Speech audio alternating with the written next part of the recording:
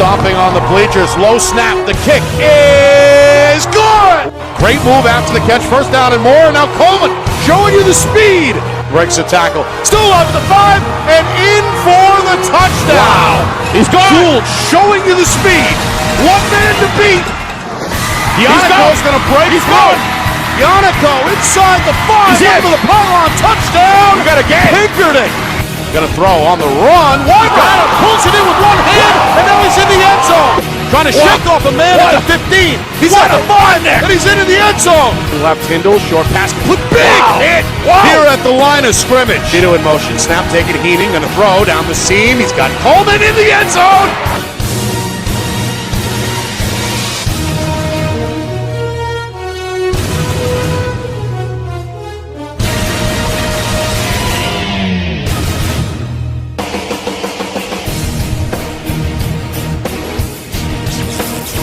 Well, hello everyone, and welcome here to Windham.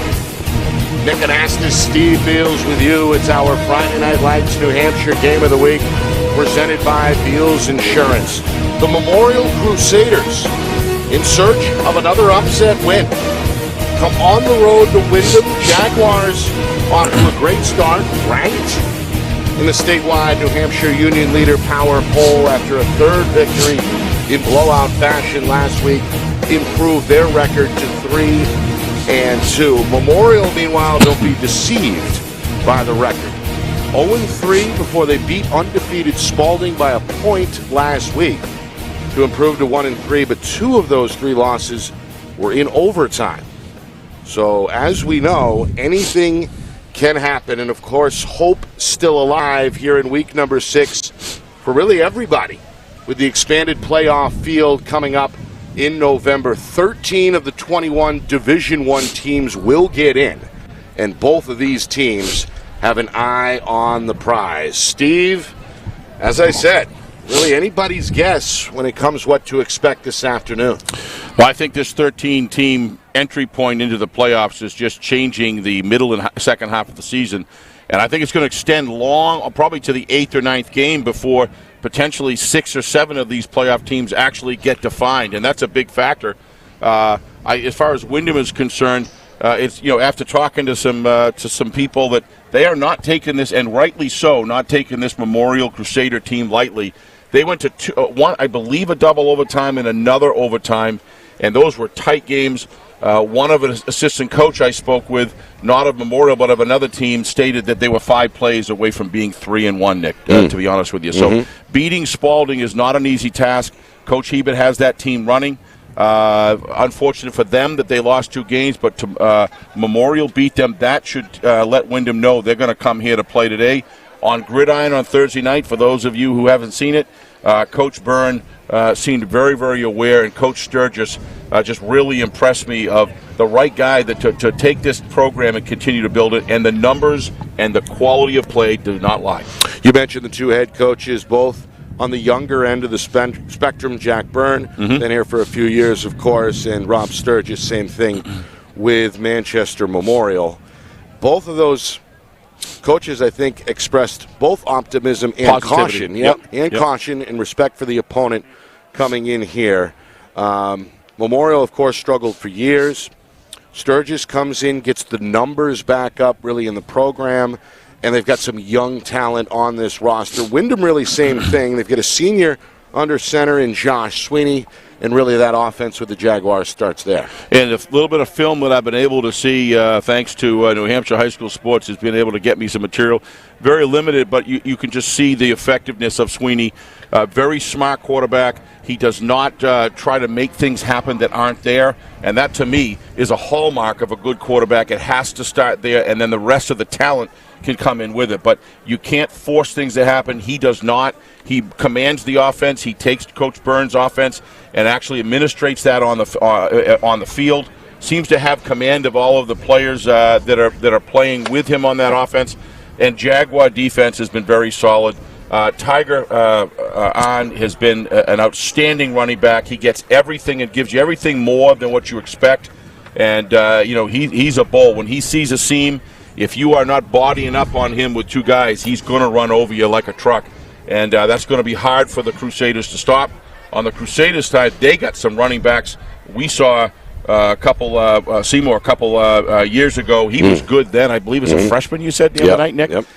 So I'm expecting some really good running football today, and the offensive trenches are going to be something I'm going to pay very close attention to see who wins those individual and collective battles. Yeah, it's really a good 1-2 punch between Chase Burris, the sophomore, and now Eric Seymour, the junior, out of the backfield carrying the ball heavy, we expect. Absolutely. This afternoon.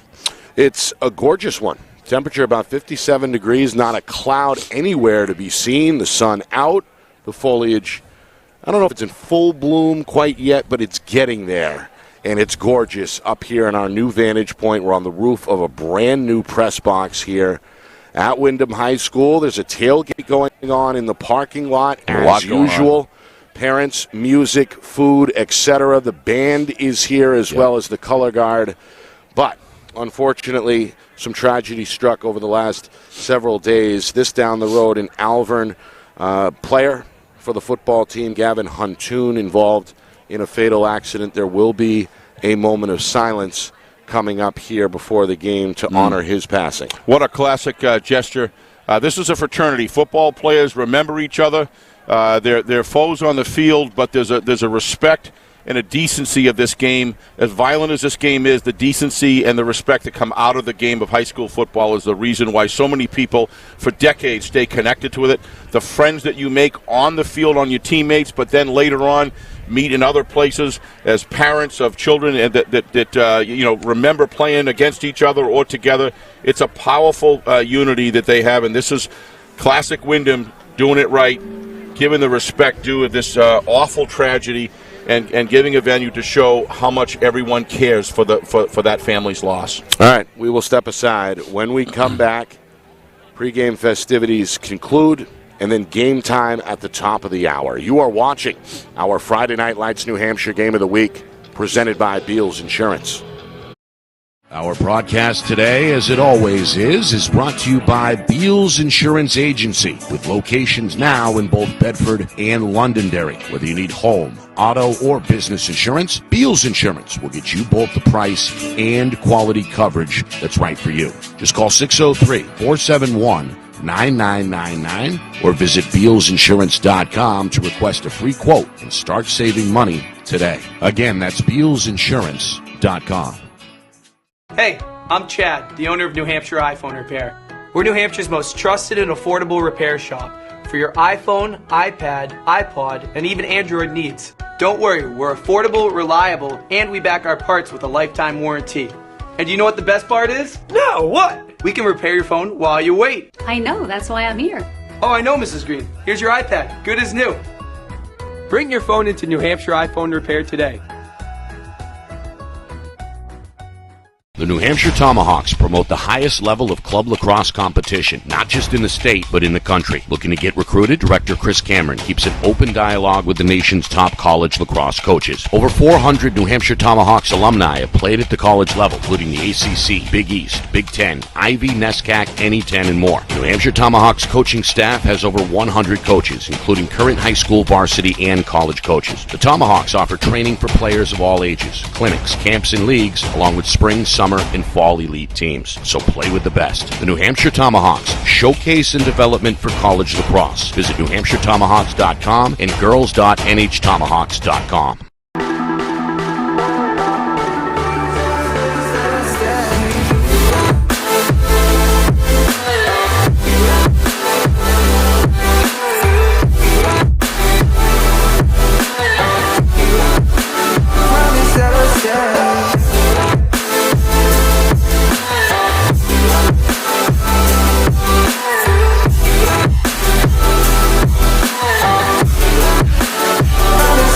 Yeah.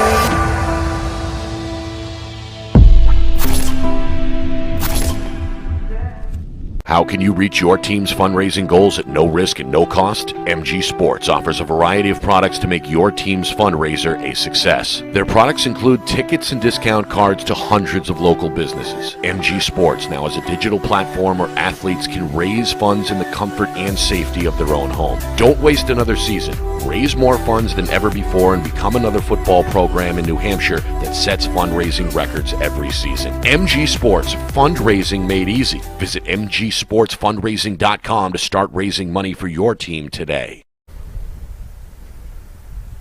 Thank you. Thank you.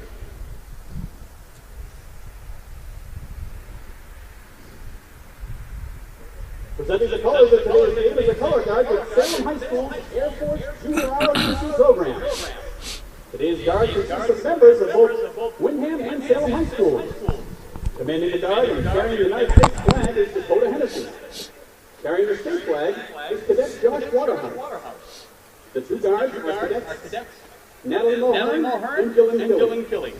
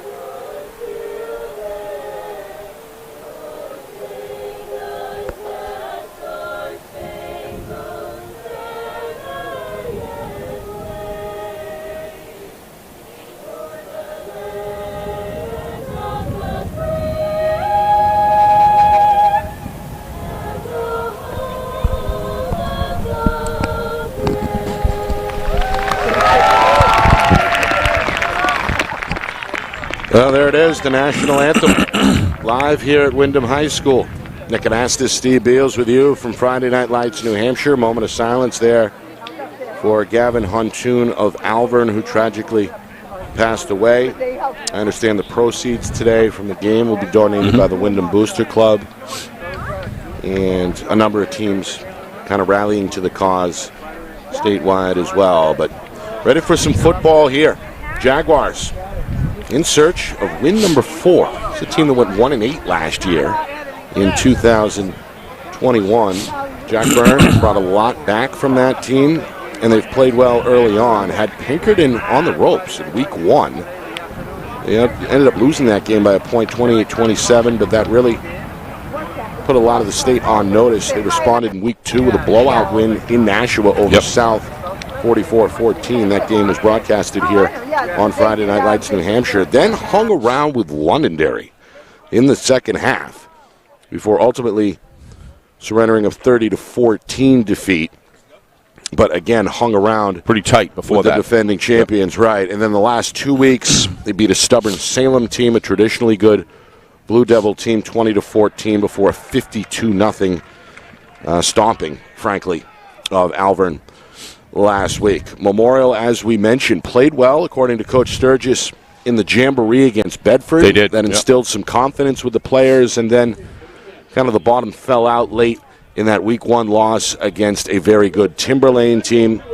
And they respond after that with 2 overtime losses, 2 gut-punching OT losses against both Dover and Portsmouth. But they get right last week. They hand Spalding their first loss, 28-27 the final there, 27-26. Either way, a 1-point win.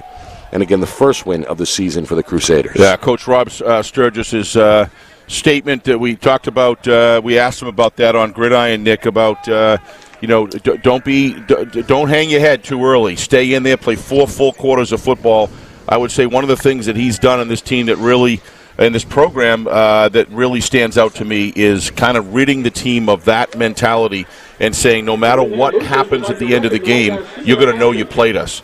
And it seems like he's got buy-in at this point, and the numbers don't lie, and they keep on growing. Obviously, you lose a couple players, 3 or 4, maybe 9 players. I think he's got around 58, 60 players that are here to play football that are here almost in the second half of the season. So they are very much still capable, especially if they can come out with a win here today, to be playoff bound if they can put some things together here. Yeah, again, 13 teams get in, so you wonder what that magic number of wins might end up being. Is it 4? Is it 5?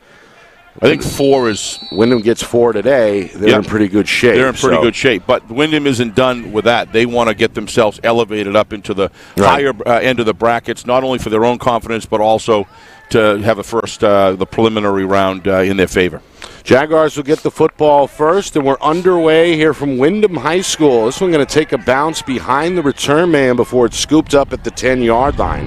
That's Dylan Roy, the junior, able to cross the 20 in the end up to about the 22-yard line, and that is where we'll see this Windham offense take the field. Josh Sweeney, senior quarterback, they like to run the option, and we know that he can run, he can throw, and that he'll most likely be a factor today either way. Yeah, I mean, you're talking about Sweeney? Yep. Yeah, he has really developed. As I said earlier, I've seen some video of him here and there. I wish I could have a larger body work I could look at, but you could see progression in him. And what I like about it, I talked about before, he makes good decisions, and he doesn't. He throws it away when he needs to, or he'll tuck it and run. In the pistol here to begin, 3 receivers, movement on the line, and a flag is going to fly. Well, we saw some cadence call last night by Matt Sanasuazo that was outstanding, Nick. I thought. Looks like Sweeney is added himself here, was able to draw at least one defensive lineman offside. Yep. And that's a good way to start a drive. Yeah, looked like a couple of guys in there on that far end of the defensive line for Memorial. 5-yard penalty, going to set up a first down and 10. Of course, last night's broadcast, you're referring to BG and Londonderry. That was a Lancer win, 35-16. All right, out of the gun, Sweeney looking right. He's got time. He's going to go deep, and he's got a man. The catch is made along the far sideline by the big tight end, David Crotu, the senior. Able to find some room. Couldn't quite stay inbounds after making that catch, but it's a big throw-in catch for the Jaguars in their first play. Yeah, I believe that was Martin Alessandro that lost his footing. Receiver started on inside, made an outside cut, and kind of got tied up there with his feet, and that gave a lot of separation for that reception. Fortunately for the Crusaders, his momentum carried him out of bounds, so he made him gone. Crotu going to line up wide yet again here. Far side, looks over at the home bench, ready to rumble. Sweeney in the pistol, Taylor on. Tiger on is the tail. He's going to get his first carry. He's going to go over right guard and pick up about 3 yards. Not much there. Gang tackled Jose Soto, the junior linebacker from Memorial, leading the cause there defensively. Yeah, one of the things you want out of your quarterback is to make sure that he sells his fakes. So important to move safeties and keep linebackers at home while Tigeron busts through through his offensive line blocks. Josh Sweeney does a great job at that. Very efficient, very technically sound. Sweeney facing a 4-man front, ready to roll on 2nd down and 7 from the Memorial 37. Keeps it himself, pitch, far sideline on, first down. Inside the 30, needed to get to the 29, ends up at about the 28-yard line. Who was the ball carrier on that? That was not Tiger on, that was Brian Damaris. Yeah, Damaris. So let's take a look at this sec. First thing you do is you got Tiger on, faked going through the middle, okay? Then you got Josh Sweeney running off tackle, and then he pitches it out to Damaris. How do you defend that? I mean, that's a linebacker's nightmare. Yeah. And run to precision. It's all about Josh pitching at the right time. He did just that. They've been able to execute well.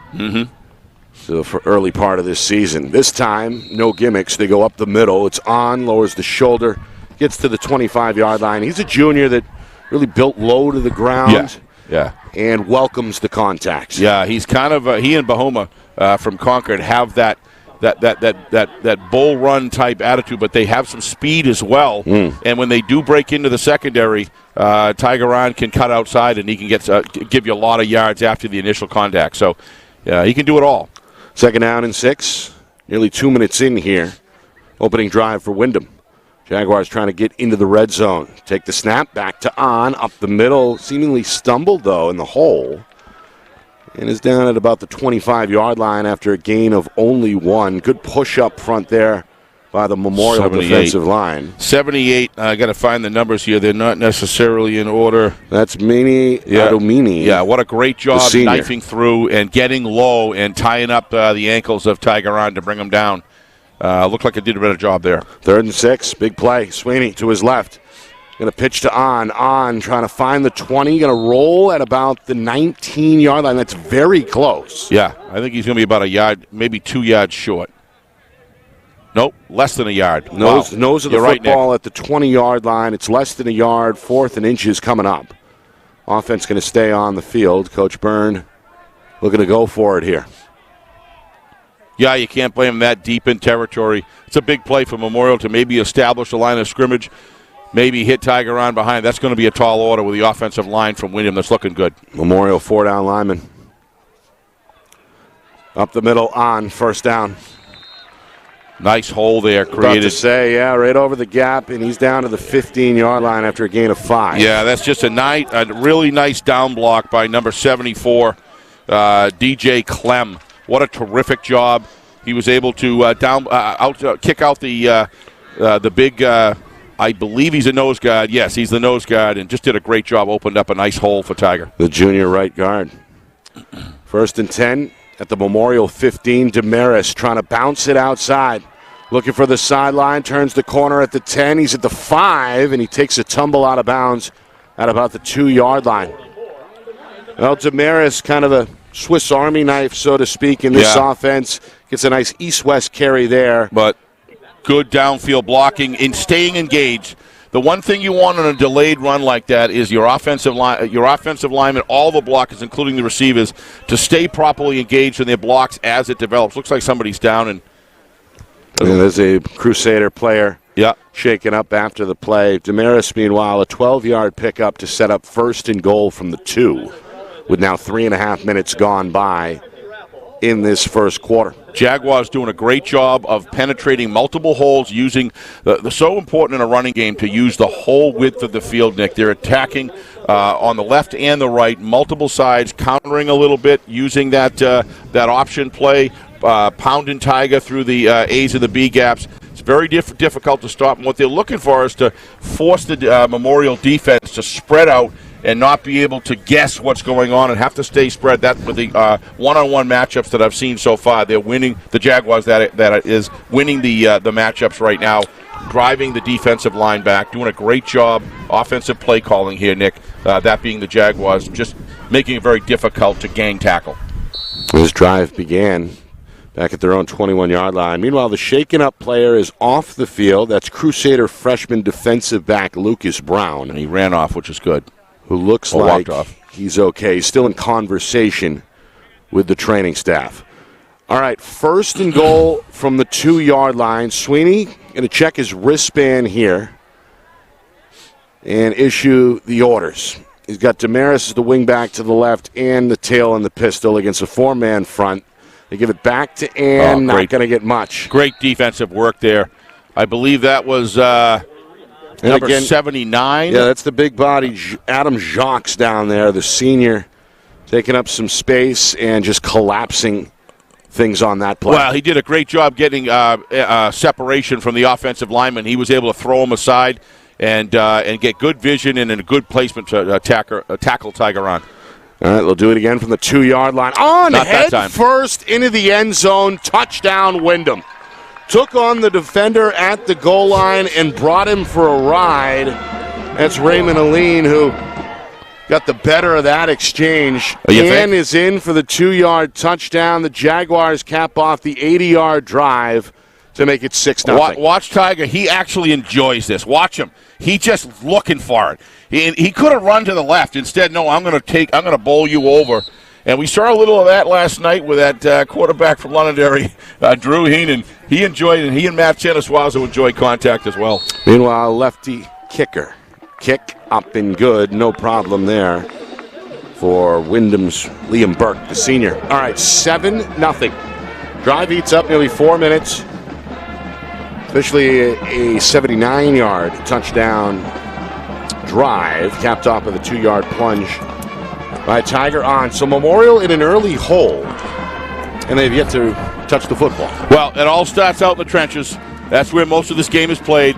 And I would say most of the time, probably 60, 75% of the time, the individual matchups of the Jaguars are doing a good job executing their blocks. And with this running back core from the quarterback to Damaris right to Tagaran is getting a good opportunity to accelerate to the hole, and they're very difficult to bring down.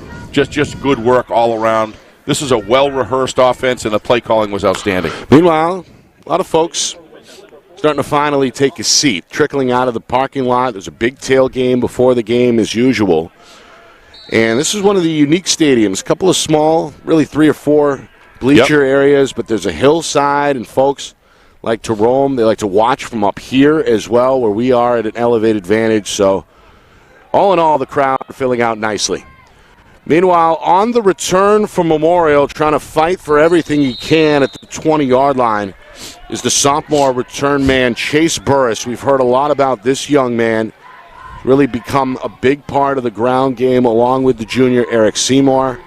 He gets out to the 20, so basically the same starting field position we saw from Windham, we see now from Memorial here on their first drive. Yeah, we're going to see the Memorial offense known to have 2 outstanding running backs, Nick. And we'll see how the offensive line for the Crusaders does against the defensive front and linebacker core of the Jaguars.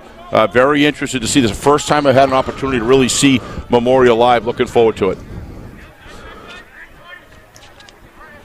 They're going to come a 2 receivers short side, right? Put one in motion, take the snap on 1st and 10, and roll out. Looking downfield is the junior cornerback, Connor McFarland. Gets rid of it, but it's incomplete. Being chased. Yeah, that's a good word for it. Trying to look to his left and could not hook up with the intended target. That, of course, was Alessandro, so 2nd and 10. Yeah, if you're going to be chased like that, it's going to be a long afternoon, Nick. They got to be able to get him some time, and he's not like 6'2", 6'4", so he needs to have that blocking V in order for him to get some vision downfield. Good rush by the defensive line of the Jaguars. 2nd and 10 from their own 20. McFarland taking his time, going to take the snap under center. Handoff up the middle. That's Seymour, who stumbles at the 20-yard line. That's the 3rd time that I've seen a Crusader stumble. Remember, here on a grass field. Application of the proper cleats and the depth of the of those cleats, I think, is very, very important. And when you see this early, in the first 5 minutes, 3 slips. Yeah, you can see Seymour visibly frustrated as he comes off for this play. And remember, that same situation happened on the defensive secondary when Sweeney was able to hit that long pass. Same situation there. So we'll have to watch the footwork as this game progresses. 3rd and 9, 5 minutes in. Wyndham trying to force a 3 and out. McFarland going to tuck, trying to escape the pocket, goes down. Ball on the ground. Now they whistle it dead. Yeah, he was in the he was twisting, Nick, but he was in the. Aiden Goss ended up with the football. The senior returns it into the end zone, but the officials blow this dead. Our referee, again, is one of the veteran long-time officials, Daniel Moynihan. I don't know. There's a discussion going on right now. We'll see who sells the man in the white hat, because he's the one that's ultimately going to make the decision. But there's a flag right now just thrown. Maybe intentional grounding.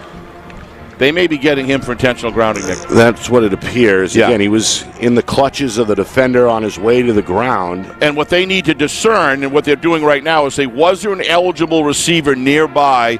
And they're going to say no, and they're going to give it intentional grounding. this is what happens when good officials get together and have a conference. When we talk about it, Nick, you and I, all the time. Right. I think New Hampshire officiating crew does a phenomenal job at it, and they're able to pan it out, throw the flag, get the call right, and I agree with it. There was no receiver that I could see, Nick, anywhere near. To me, that was a desperation. Wyndham's going to decline it. They're okay with it. They're going to decline it, and it's a 4th and 9 situation. Memorial going to punt from their own goal line. This one is a good Not kick. a bad punt. High, angled towards the sideline. Where did it go out is the question.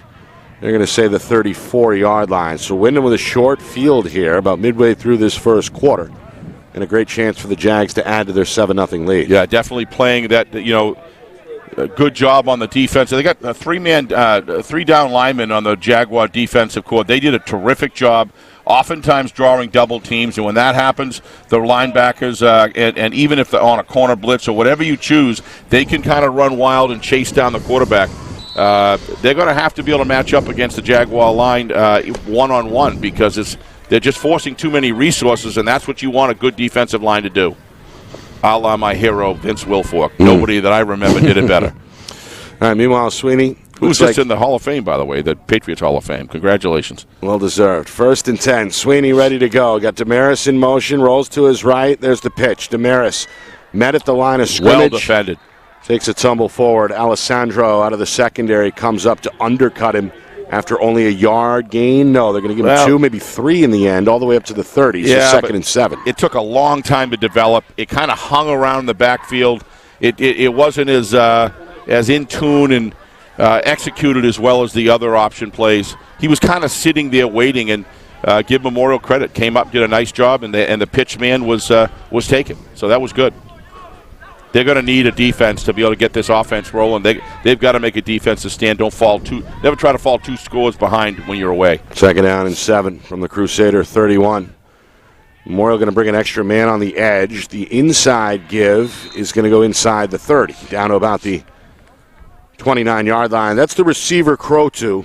Had the big catch on drive number 1. Yep. It's a direct handoff here to set up what looks like a 3rd and 6. Yeah, I mean, Windham 2 plays in a row. We haven't seen that yet. Went outside one direction, then the other, going off tackle. I would kind of expect to see Tiger on going through the middle here.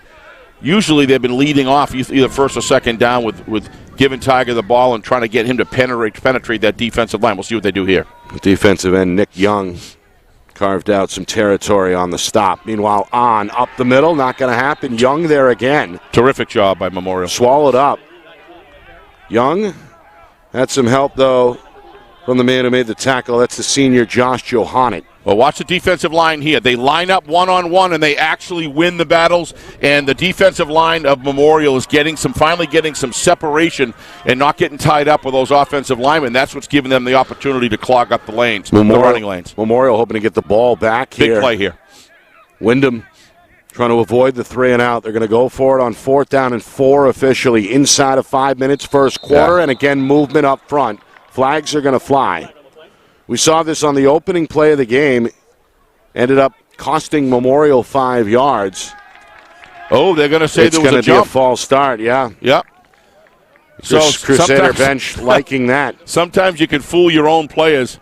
That takes a tremendous amount of discipline for the defensive line, but it also takes a tremendous amount of discipline and to be dialed in if you're the offensive other 10 players. Obviously, the center and the quarterback know, but everybody else has got to follow suit and show the discipline. In that situation, communication and execution. Yep. Both big. It cost them 5 yards. Sweeney now on a 4th and 9. Going to roll out. Has room. Throws off the back foot. Looking for Crotu. Catch made. 1st down, Windham. They need 9. They get about 10. Catch made in front of the stick on that far sideline. Crotu's 2nd catch keeps the drive alive for Windham. If you're going to look, if you watch Josh Sweeney this time, he knows that he's got an inside-out pattern of his receiver, and he waits for the perfect time to lead that. He's going downfield. He's running outside. He sees him. He's got separation, and he throws it exactly where it has to be in order to get the 1st down. That's a big play in this game. The give to on 1st and 10. Flag going to fly at the end of the run, tackled inside the 15. But it may not stand. If it does, it's an 8-yard carry for the junior. How many flags is that so far? We've seen one penalty each way, and now I think the third on the way here. I think there was all of that for sure. Absolutely. It's going to be a face mask against the defense. Yep, that's going to be costly. Of course, I'm not counting the one that was declined. Oh, it's still a flag, though. You mean penalized penalties? How's that sound? There you go. All right. Meanwhile, this, if it's tacked on at the end of the run, is going to hurt Memorial. They're going to move the ball to the 10-yard line following the face mask. So it looks like a 1st and goal coming up here for Windham. You know, when you make mistakes in the opposition's end, that's bad. But boy, when you make them deep in the red zone, Nick, it really becomes costly. Windham, it just feeds momentum back to the offensive unit. Sorry, Nick. Windham on the opening drive went 79 yards down the field. This on the short field.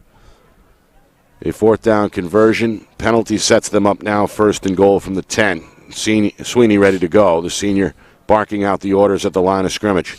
Again, 4 down linemen for Memorial. That's been the look so far. Ball on the ground, and the Crusaders have it. That's what they needed. Pounced upon at the line of scrimmage. A big recovery for the senior defensive back, Daniel Bettenker, who saw it in front of him and just pounced right on it. It didn't look like let's see the exchange between Sweeney and Tiger here. It didn't look like a clean exchange.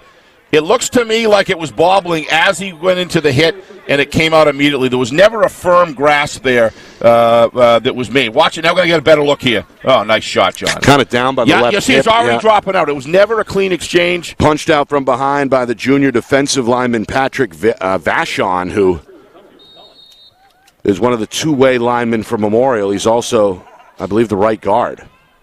Well, we'll see if this breathes life into this offensive unit. Now they're looking at a 4-down lineman front. Memorial went 3 and out on their opening drive.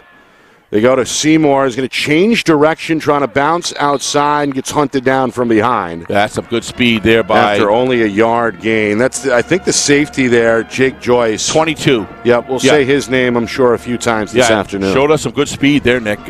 Look, he was able to chase him down. Seymour's got decent speed himself.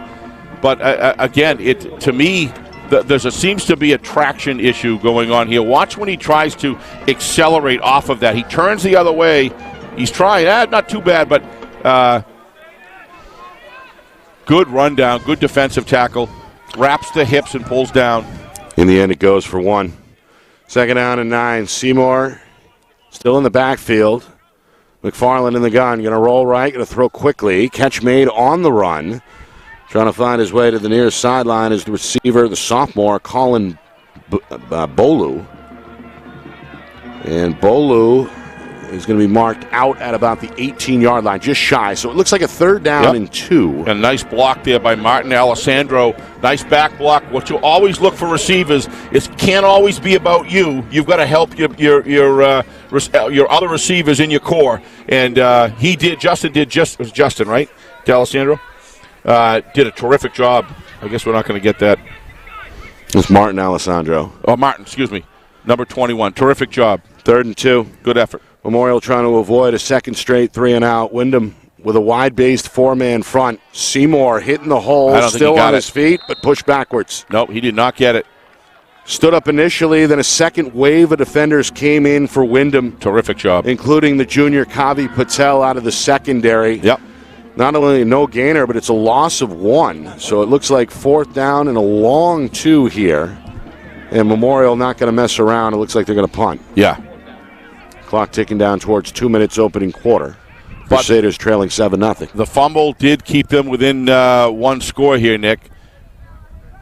And the game's only turnover going Memorial's way here. Yeah, but your defense is going to be on the field a lot of minutes here in the first half when you factor that in.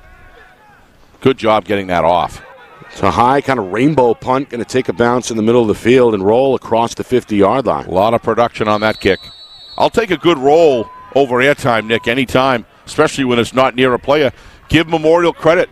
Their offensive punt unit got downfield and did not give the opportunity or the time for the Jaguar returner to ever get to the ball, and that's part of the reason why they rolled another 20 yards. So Memorial did a good job there. It's the senior punter, Matt Hodgkins. Couple of good kicks here early. And he was under duress there. He got it off just in time. Windham another short field here with 1:45 to go first quarter. Double wing, Damaris on the right side, handoff, looks for the edge, crosses midfield, but where did he step out? They're going to give him the Crusader 3 or 4 yards. Yep. A gain of 4, second down and 6. Nice job turning upfield. Continuing to run kind of right side heavy here. A lot of right quarter. side heavy, Nick. I would agree. Obviously, the team likes to run right and they like to counter back. But especially love to have Tiger penetrate the middle gaps. Alessandro got a piece, it looked like, of Damaris as he tried to turn the corner, as we saw there on the replay. He's gotten off to a good start out of the secondary. Little press coverage, it looks like, at the top of the screen. On second down. Planted. About a yard in the backfield. Nowhere to go. Yeah, well, somebody forgot their assignment there, and he was sitting there waiting. If that was the play by design, somebody missed their block. Maybe we can see it here. Tackle by Betancourt. Yeah, because you should not have someone sitting there in that gap. Let's see. Yeah, he just came up. He came up, did a nice job, very stealth in his approach. It was actually the junior Jacob Clarington. Nice job. A good wrap-up and takedown for a yard loss. Final minute coming up, 3rd and 7. Sweeney. Oh, great fake. Going to keep it himself near side. Got a stiff arm at the Memorial 40 and going to fight his way down to the 35-yard line. A first down and then some for the senior captain, the quarterback, Josh Sweeney. An impressive run there. Well, if you're going to be a running team like Exeter and Pinkerton and others and the Windham Jaguars, you've got to sell your fakes, and Josh Sweeney does a terrific job. You've got to be very careful with stiff-arming the cage. Didn't really have his fingers wrapped around it. It was more just of a heel of his hand push, so they let that one go. But Josh Sweeney did a great job selling that fake, and that's what opened up that off tackle on the left-hand side. That was the sophomore Chase Burris. Yep. On the tackle. 1st and 10. Sweeney, pitch on right side. Bobbled the ball, recovers, and then is dragged down from behind after crossing the 30, close to the 25 at maybe the 26-yard line on. Another strong carry, a 9-yard pickup for the Jaguar junior. I don't know if we have any timeouts spent here at all. I don't recall one. So we had a brief officials timeout. Yeah, but they've got 3 left. Player was attended to, yeah. But they're going to let it go. I can't. Well, it's the end of the first quarter. Oh. Steve, still in a fog, I guess, from last night. Well, as you're right, though, they are going to let it. That was pretty harsh. No, I'm just joking. They're going to let it tick down and regroup here. They got a 2nd and 1 coming up, all kinds of options on the table. They're going to switch ends of the field. I'm always thinking when I see 2 minutes left that there's 2 minutes left in the half or the end of the game. I always do that. Well, still another 12 minutes to go until halftime. 2nd quarter on the way. Good start for Windham. They got a 7-0 lead on the board over Memorial. Looking for more when we come back. You're watching our Friday Night Lights New Hampshire Game of the Week. It's presented by Beals Insurance.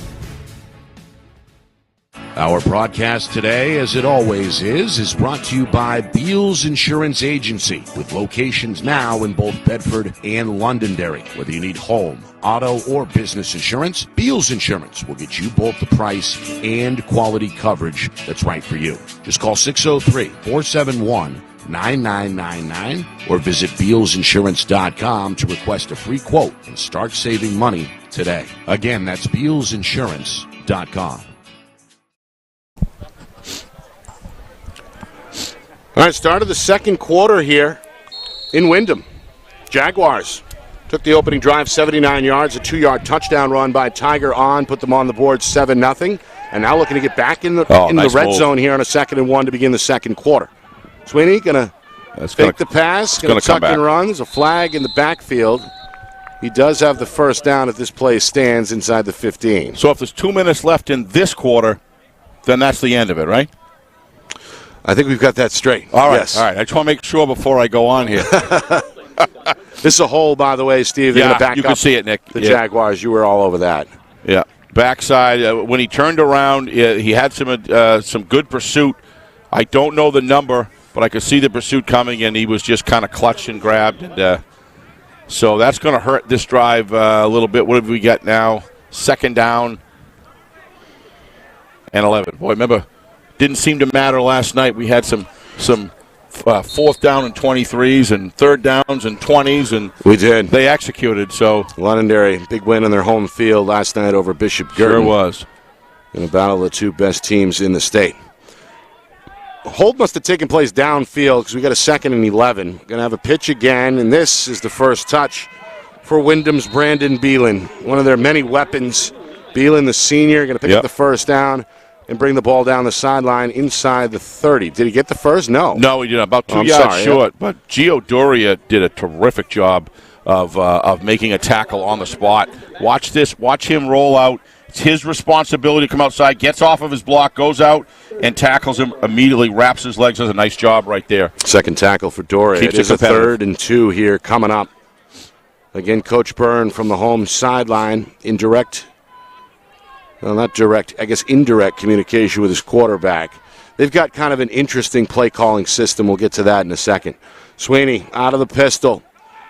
Goes right side. They want it to Damaris. Damaris undercut, tackled, shy of the first down, and you hear from the Memorial fans who made the trip over from Manchester. That's the senior Wenchel John Claude, number 3 in white, who made the tackle from Memorial. Oh, I thought that was 2. That About was a yard in the backfield. I thought it was 3. No, I believe that was number 2, but I could be wrong. Kind of hard for us to see up there. Yeah, that's number 2. It is number 2, Steve. You're right. So that is A.J. Sebastian. Nice job, A.J.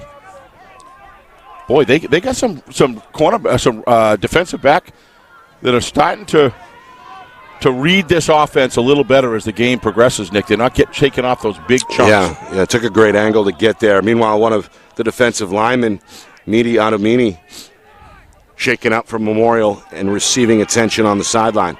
Meanwhile, on a good cutback, he's going to end up inside the 20.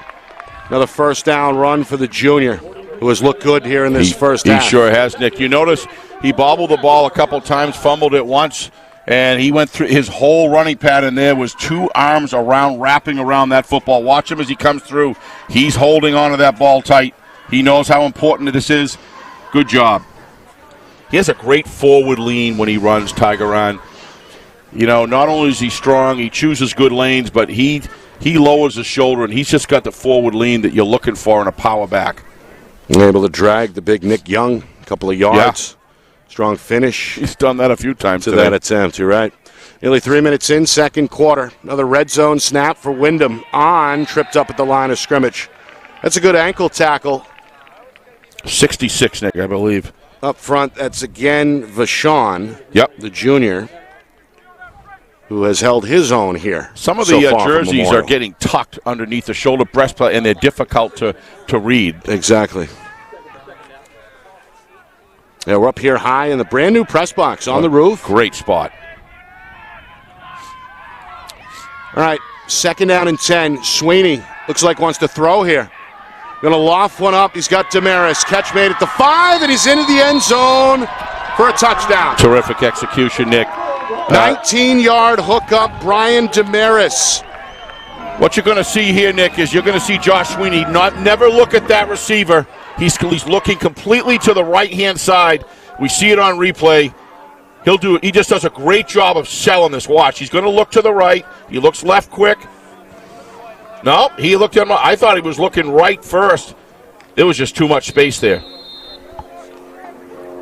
No, he just got separation, and he looked him down all the way. I thought he looked right at first. So the 19-yard hookup between Sweeney and Damaris caps off the 52-yard touchdown drive. Nice pass. Left-handed kicker. And the extra point up and good as well from Liam Burke, who is now 2 for 2. So a good start for the home team. Windham hoping to improve to 4-2 this afternoon. A good turnout on a gorgeous Saturday afternoon. The Jaguars, of course, took the opening kickoff, orchestrated a multi-play drive that ended up going 79 yards down the field before ran it in from 2 yards out. It was 7-0 Windham after one. And then here, Sweeney to Damaris for 6 more. Extra point makes it 14-zip. Exactly. It's really like a play-action pass anyway. They were pulling the defensive secondary in order to get support to tackle Tigeron, Damaris, and Sweeney on the running game. And what that does is get that release pass out there just gave him the separation he needed, and the defensive backfield or the defensive secondary was just caught cheating in. And that's what happens. And that's why play-action works so well. So 14-0 Windham. Good line drive kick deep to the 5. Return back up the middle. Gonna bounce it near side. Burris in trouble at the 15, and now finally dragged down at about the 14-yard line. What an effort. Looked like a rodeo there for a moment. Yeah, at some points, though, you got to, if there's nothing there, you just got to go down, but you got to admire the effort there. So Memorial trying to jump kick the offense here after a 3-and-out and then a short second drive. Hoping to get into rhythm on this upcoming drive. Hard to get in rhythm when you're trying to get an offensive going and you're in your own red zone, Nick. Inside your own 20. Too many times today. Field position game being controlled pretty well here by the Windham Jaguars on their home field.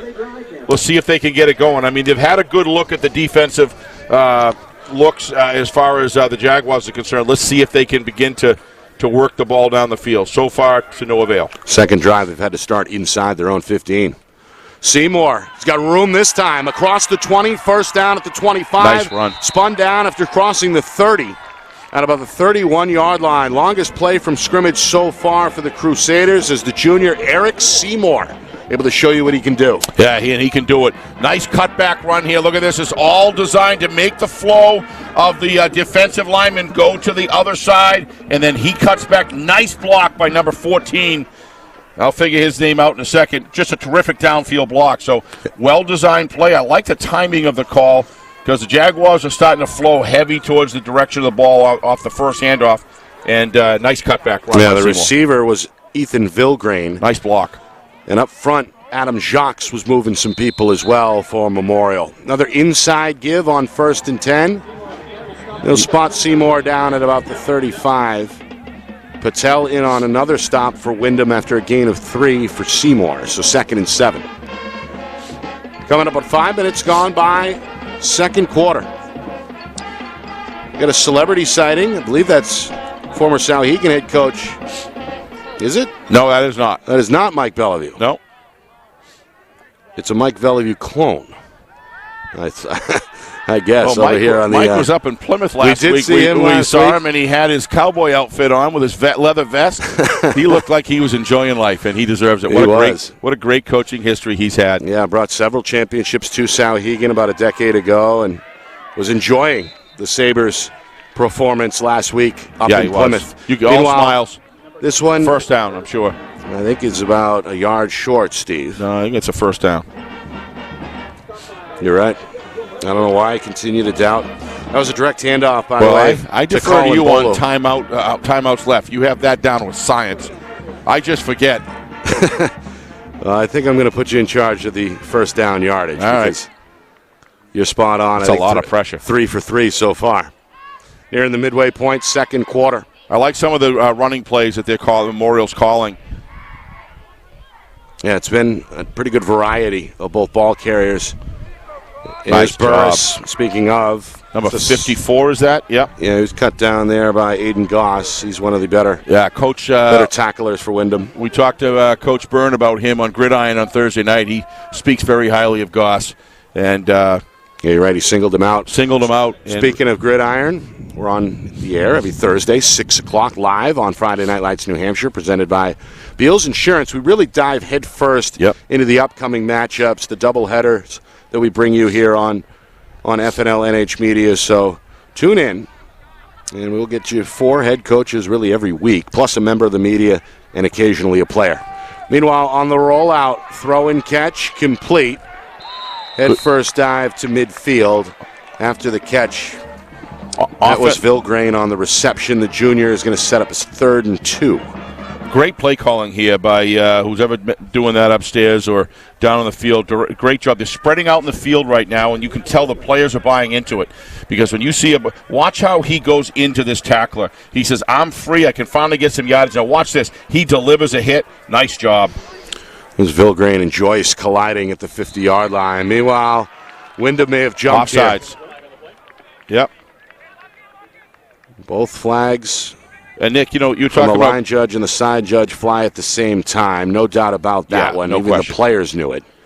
It's going to be a first down as a result from Memorial. Yep. You were talking about Gridiron the other night when we had Jay Pinson on. What a great resource he is to give us what's going on out in the East especially. Absolutely. Really some great analysis. We got Tom King coming in all the time. We got Joe Marshallina, been gracious enough to come in. He was terrific. So Nick's able to bring in some, because he knows all of them, bring in a lot of the press, and they've been very, very instrumental in giving us good information. Can't forget about Roger Brown. Oh, I was just going to say that. Football Report. All right. Little play-action rollout here. Off the back foot. Catch made, and Alejandro. Things are rolling here. Able to hang on after the catch despite a pretty good lick put on out of the secondary by Cam Williams. So, good throw, good catch, and another Memorial first down. It's the best the Crusaders have looked here in the first half on and offense. This must be indicative of why they went to overtime with some good teams and why they were able to actually defeat a very good Spalding team the other night, Nick. So things are starting to work right now. And you can tell just the energy of the players on the field, from the linemen to the skill players. All of them are into what's going on here. Meanwhile, Burris, the tail, trying to spin in the hole. Locked up, though, by Mr. Goss again. Wow. Big tackle there for the senior linebacker. Only a gain of 1 to set up second down and 9. Well, Burris really yet to get going. The sophomore has been impressive through the first 4 games of the season for Memorial, but great job by Goss. Nowhere to go there as Goss was waiting in lay. Yeah, you want to watch how to shed a block. That's how to do it. Great job. That's what a linebacker has got to be good at, is shedding blocks. Inside of 4 minutes now, second quarter. Memorial hoping to get on the board before halftime. Ball at the Jaguar 34-yard line. In motion to the far side. Snap taken. They're going to roll again. Throw off the back foot. Is it complete? Yes, it is. What a terrific throw and catch. Vilgrain's second catch of the drive is inside the 20 at the 15. Another first down for Memorial. Boy, McFarland's starting to get hot, the junior quarterback, with another connection. I just love, as you know, Nick, I'm a little crazy about this, but I really like quarterbacks at the high school level that roll out well, and you can tell they're comfortable. I think Zach Jowett does as good a job as anybody, and I think that Matt Sanasuazo is a great guy rolling out on either side, but especially his power side to his right. Does a terrific job. And there's so many good quarterbacks. Capetta. They all do a great job. Pretty good rollout there for McFarland as well. Good work. First and 10. Now at the 15-yard line. First trip in the red zone tonight from Memorial. Seymour with room, left side, going to drag a couple of defenders, including Joyce, down to about the 11-yard line. And a nice push forward, Nick. Did you see that? They're into this game. This drive, they realize this game is right on the edge there. Coach Sturgis told us, our guys weren't deterred from the back-to-back overtime losses. It's a confident group in general. And last week's win over Spalding only solidified that confidence. Absolutely. And what that showed them last week is you're in a tight game. Sometimes you lose, but you're in a tight game, and it's worth it fighting because sometimes you win. Right. They got a taste of that last week, and this is it. But again, you have to, like we saw last night, you have to finish these drives down in the 15, 10, and 5-yard line. You got to get in the end zone. Ball at the 10 here. Second down and 6. Seymour with a big hole up the middle. Stood up shy of the 5, but again, they're going to push the pile inside the 5. Down to the 4, maybe even the 3-yard line. And the refs let it go because the forward motion was continuing the whole time. That was a push of war of several big guys up front, including real big guys. Jacques, who continues to kind of pave the way, big 79. Watch the team effort here once Seymour gets caught up. And watch the leg drive on Seymour. See the leg drive? He's driving those legs down the field, and then he's getting about 600 and some odd pounds of 3 different guys just going there to push him down the field. They got a freshman O-lineman up front, too. Juanuel Pena Pena Ramirez, number 51, kind of being the caboose of that train. It's all about recruiting in the schools. You've got to get these big guys out for the team, at least at the freshman level, so you can get them trained. And Coach Sturgis has gotten them out. He's gotten them to move. Yep. Now it looks like Coach is waiting to call his first time out here. He's going to do that to stop the clock. Try to get a minute 51 remaining here in the first half. Our broadcast brought to you by Beals Insurance. Locations in both Bedford and Londonderry. Whether you need home, auto, or business insurance, Beals Insurance will get you both the price and quality coverage that's right for you. Visit BealsInsurance.com. Also by MG Sports Fundraising. That's fundraising made easy. MG Sports Fundraising is the official fundraising partner of Friday Night Lights New Hampshire. Visit MGSportsFundraising.com. Start raising money for your team today. Also by New Hampshire iPhone Repair. It's done while you wait, and it's backed by their lifetime warranty.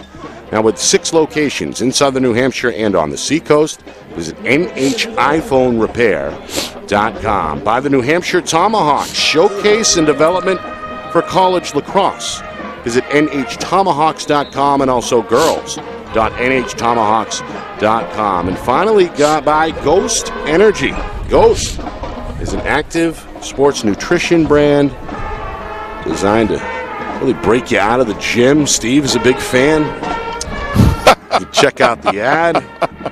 Check out Ghost Energy and be seen. I told you, opening up an office in Epping, and I was drinking another brand, and one of the things about Ghost is it's not loaded with calories. So right. I think next time I do a demo to a building, I'll be drinking Ghost. There you go. All right, first and goal here from the 4-yard line. Trying to knife his way through the A-gap, but not going to do it, is the sophomore Burris. Again, Goss starting to read this like a book. Yeah. Makes another tackle. He's all over the place, and I've been watching him, even before, but as the game's going on, he's reading the offense very well. But what I've noticed is he sheds blocks, gets off them, maintains his vision so he can follow the play. And, boy, he's very technically sound tackler as well. No gain. They're going to stay with Burris here, the lone back. 3 receivers set with a wing to the left. Looks like a 3-4 look for Windham's quarterback sneak. Trying to fight for it is McFarland, and he's in for the touchdown. We got a game here. That's a heck of a good drive. It's a 4-yard touchdown run for the junior quarterback, Connor McFarland, celebrating with his boys.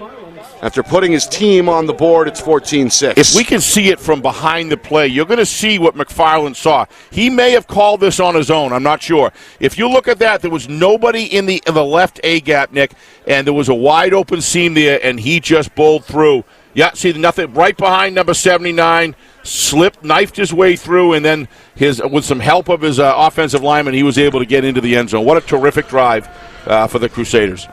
Memorial leaves just a minute 9 on the clock. Meanwhile, high snap. How did he get that ball down? And a high arcing kick is up and good. You're right, tremendous hold. They're underrated in Special teams football. Unit.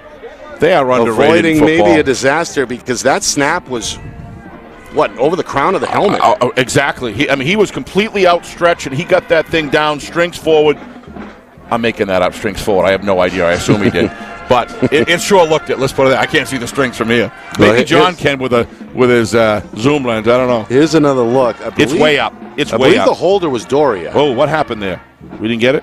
I think the holder was Doria. The kicker was Sebastian. Well, maybe we Sebastian, the junior, who's also one of the job. defensive backs. So 14-7. Here we go. We get another look here with a minute 9 we'll see it from the back. That hold. Way up above his head. What a terrific job. Yeah, Doria showing you the good hands. Absolutely. All right, Windham. They're going to bring their 2 deep returnees back to the 20-yard line. Nick, we talk about... First time we've seen a kickoff from Memorial here. Yeah. Or outside of the opening kickoff, which was a squib. This one finds a dead spot at the 35, rolls inside the 30 before it's handled by one of the up men. That's Dylan Roy, the junior, who handled the first kickoff. Ends up out of bounds across the 40 at the 41. So good starting field position for Windham, but only 64 seconds to work with. We talk about special teams all the time, Nick, and they're such a big part of the game. But when you think about, 2-point conversions. You talk about extra points, Yep. kickoff, kick return, punt return. It's Punt coverage and kick coverage. Exactly. Right. It is a big part of the game, and I was always taught it's a third of the game. It's the overlooked third of the game. And it's assumed that doesn't really matter, but it's oftentimes where momentum is gained or lost, and oftentimes where games are won or lost. That's why I frankly don't like what the NFL has done by really taking away the kick returns. Well, that's about concussion I know protocol it is, but, and all that. We know what that's all about. But from the game standpoint, I think they took a little bit away. Yeah. Sweeney backpedaling now, in trouble, throws it half-heartedly towards the sideline. I don't know Ends about up that. out of play. The officials not going to go throw a flag yet. We saw an intentional grounding call they just did. earlier against Memorial. We see now that's a right call. One here Absolutely against right call. Windham with 55 seconds. Again, desperation pass with no real in receiver intent there. And this is where a quarterback, you got to tuck it and take the loss. Yeah, there's nobody around there, no receiver anywhere near. And that's where the officials have to meet, make sure that, talks to the officials who were downfield to make sure there was no receiver that there was nobody there. There was nobody there. The officials figured it out. Absolutely. But you were talking about special teams, Nick. You're absolutely right. It's a third of the game. It's 3 phases, most games divided in a third. And again, a lot of it is off the clock, too, because it's only a few seconds. It's not a third of the game from necessarily a time factor, but it is from a third of when things happen and when they don't that have a serious effect on the game outcome. I mean, it affects field position, et cetera. Yeah. By the way, Soto was the man who put the pressure on Damaris, forcing the flag. They're going to try a reverse here. Damaris seeking the near sideline is pushed out at about the 25. That's got the Crusader sideline fired up.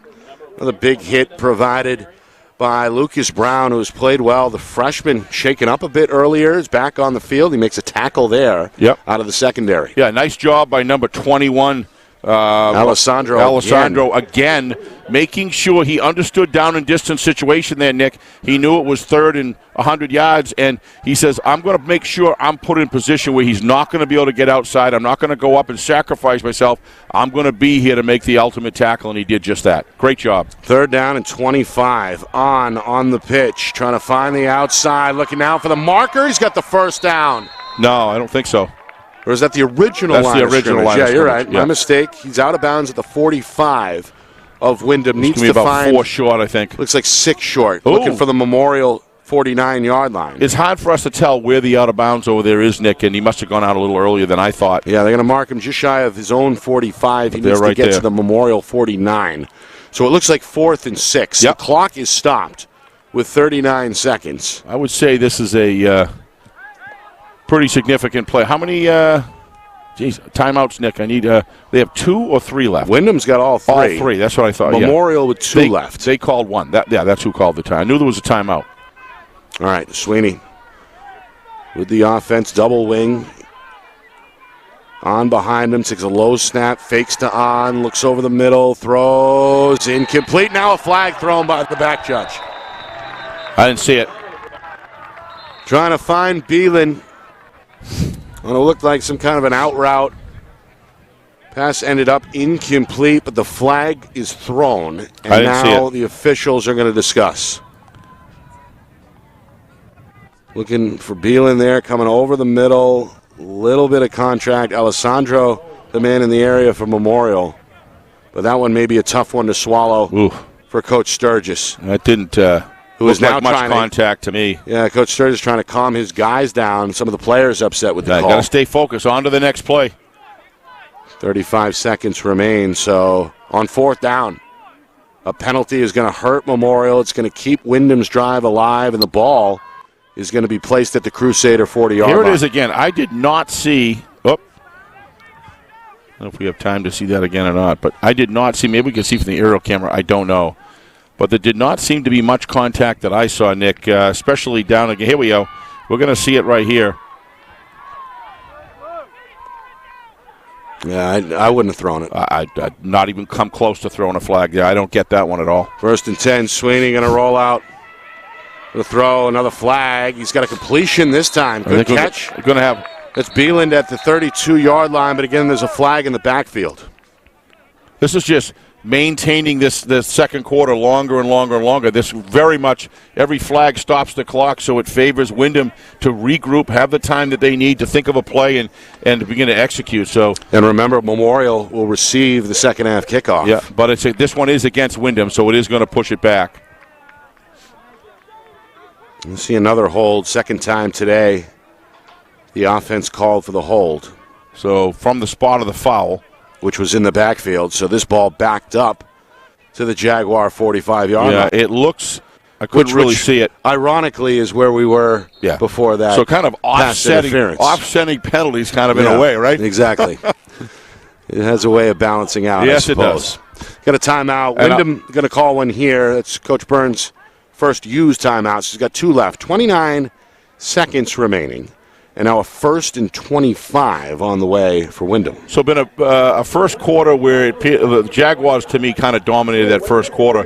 This one has been pretty even Steven across the board, Nick. It's you got to give the Crusaders being away.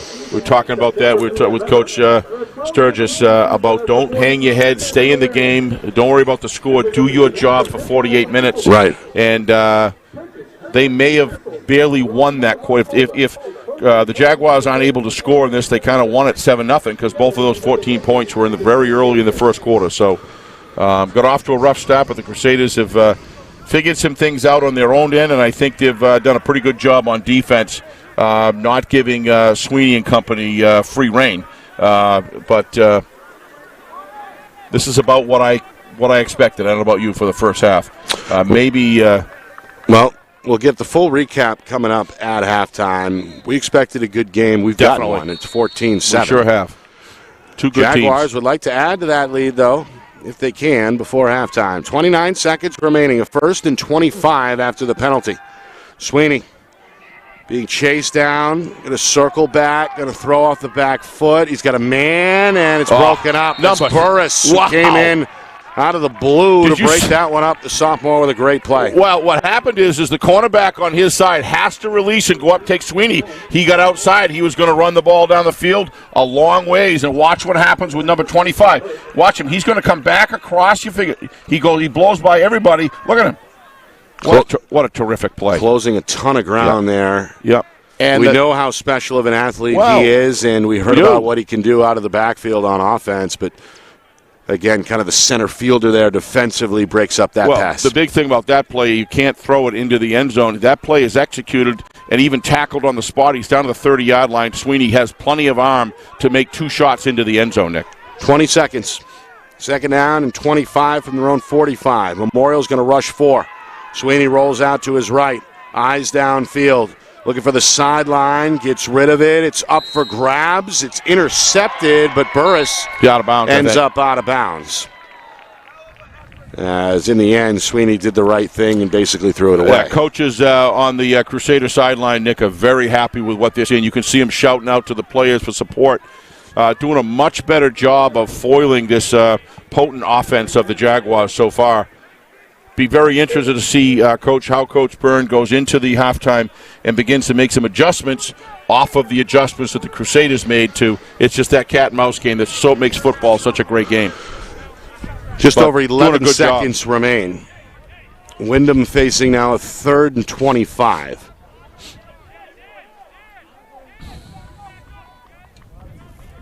Meanwhile, the officials discussing something with the visitor sideline here. Is it timeouts, maybe? Not sure. It's the side judge speaking with Coach Burris, or Coach Sturgis. All right. 3rd and 25. Let's see if Sweeney takes another shot here. Going to roll to his right. He's going to pitch instead. It's Damaris looking for the 50. Met at midfield by the freshman. Going to roll his way up. Another good tackle there for Lucas Brown, and that will do it.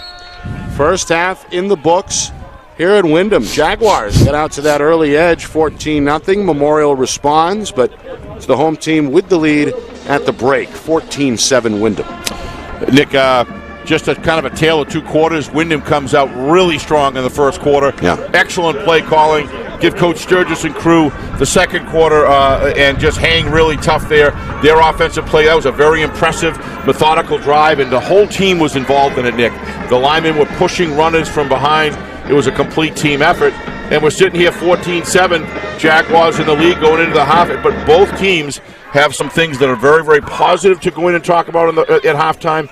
And there's some areas of improvement.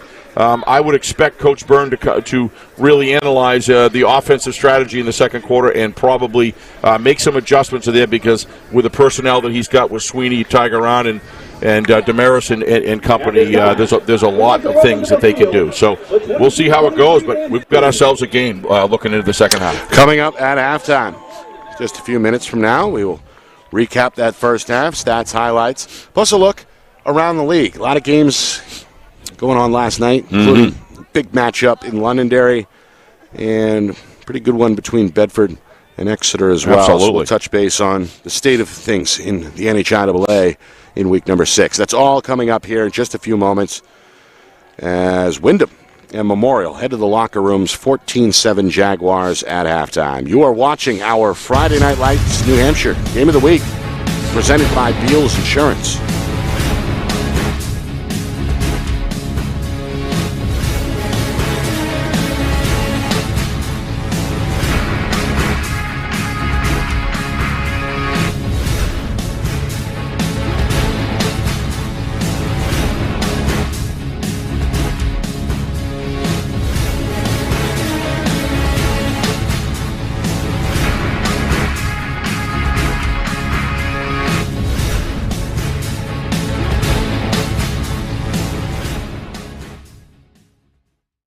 Our broadcast today, as it always is brought to you by Beals Insurance Agency, with locations now in both Bedford and Londonderry. Whether you need home, auto, or business insurance, Beals Insurance will get you both the price and quality coverage that's right for you. Just call 603-471-9999 or visit BealsInsurance.com to request a free quote and start saving money today. Again, that's BealsInsurance.com.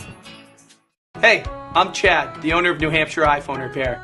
We're New Hampshire's most trusted and affordable repair shop for your iPhone, iPad, iPod, and even Android needs. Don't worry, we're affordable, reliable, and we back our parts with a lifetime warranty.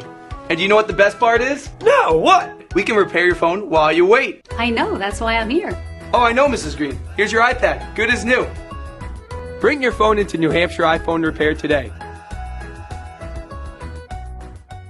The New Hampshire Tomahawks promote the highest level of club lacrosse competition, not just in the state, but in the country. Looking to get recruited? Director Chris Cameron keeps an open dialogue with the nation's top college lacrosse coaches. Over 400 New Hampshire Tomahawks alumni have played at the college level, including the ACC, Big East, Big Ten, Ivy, NESCAC, NE10, and more. New Hampshire Tomahawks coaching staff has over 100 coaches, including current high school, varsity, and college coaches. The Tomahawks offer training for players of all ages, clinics, camps, and leagues, along with spring, summer, and fall elite teams. So play with the best. The New Hampshire Tomahawks, showcase and development for college lacrosse. Visit NewHampshireTomahawks.com and girls.nhtomahawks.com.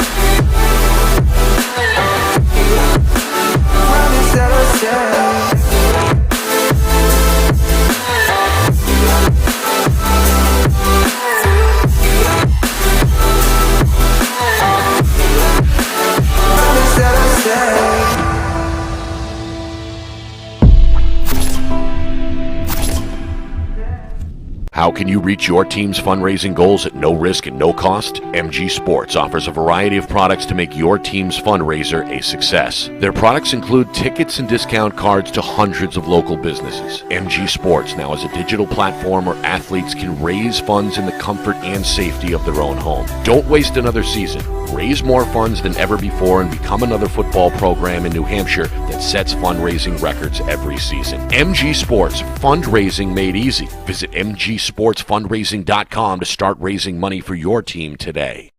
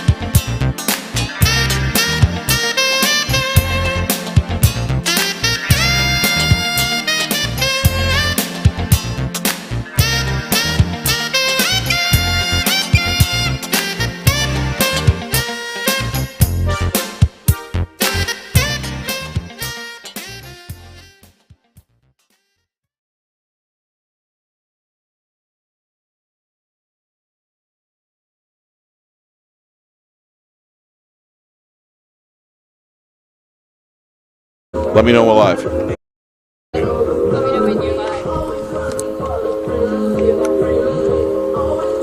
Well, back to the second half here. And my good friend Nick is right next to me enjoying a cheeseburger. Hamburger. A hamburger. Not even without cheese. Uh-oh. They were running low on the cheese. I said I was just trying to give him an opportunity to get a bite. By the way, great job down there by the Windham Booster Club. Tremendous. Always doing a great job. Really creating almost like a college-like atmosphere. It is. With the tailgating, the music. Everybody's friendly down there. So we appreciate it. And, of course, they're doing the right thing today by donating the proceeds to the memory of Gavin Huntoon, the Albert player who unfortunately passed away this week in Hudson. There was a moment of silence, of course, before the game got started. And I understand several teams, booster clubs, are doing the same. So we appreciate it. And as you said very well, Steve, when tragedies like these happen, it seems like the football community, people in general, have a way of really coming together and doing the right thing.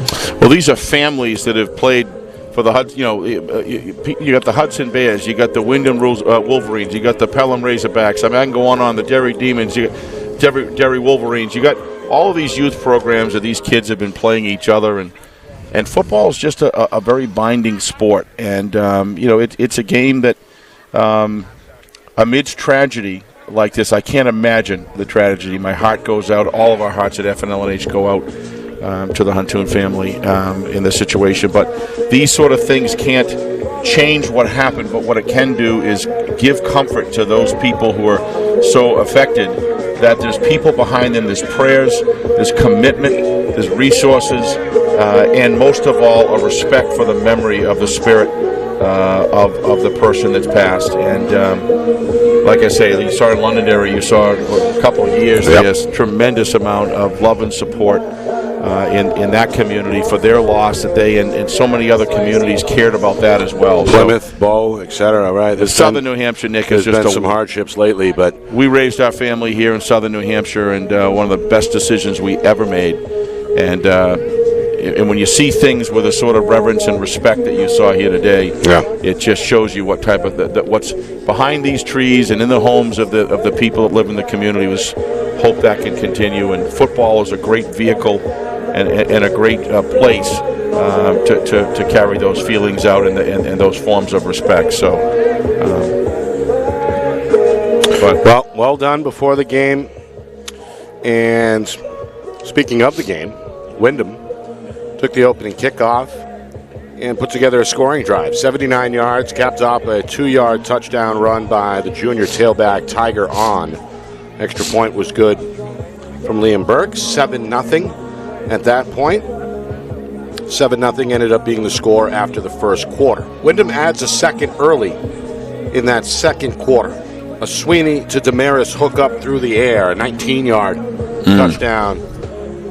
Put it 14-0 Windham at that point. Then Memorial got cooking. How long was that in the first quarter? Probably about 4 minutes left. It was 14-zip, I think, somewhere around there. About 3.5 minutes into the second quarter. It was already 14. Is when Windham made it 14-0. You're right. Then on the ensuing drive, Memorial put together their most impressive and complete drive of that first half. It was capped off by a 4-yard touchdown run by the junior quarterback, Connor McFarland.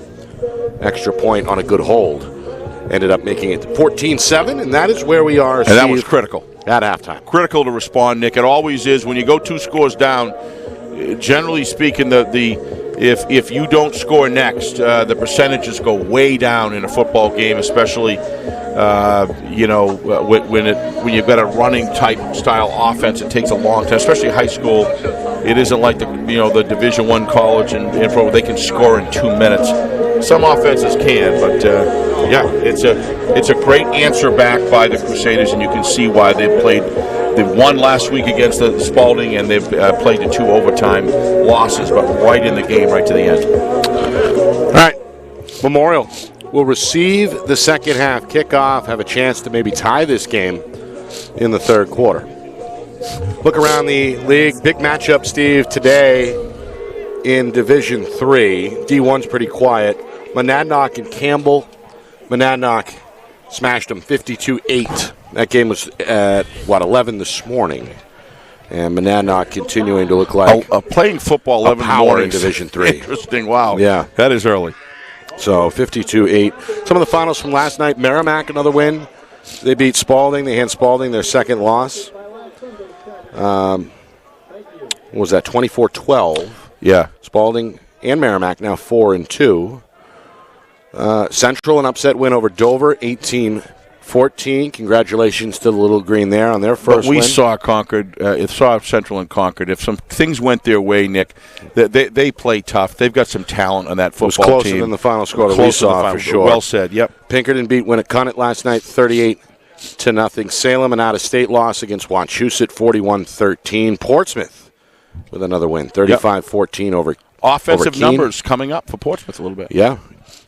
Concord, they've had no problem on offense this year. 42-24. They keep winning, unbeaten since their opening loss against Londonderry. Souhegan, no problem with Hanover, 28-6 in Division 2.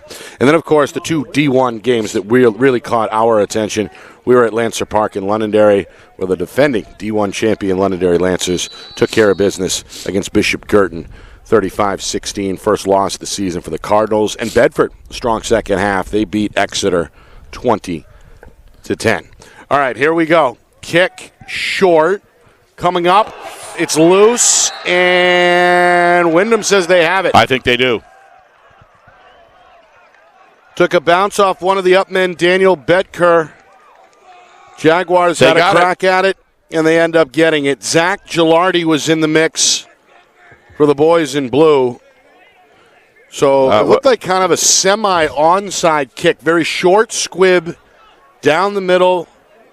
Wait a minute, Nick. No. Memorial has it.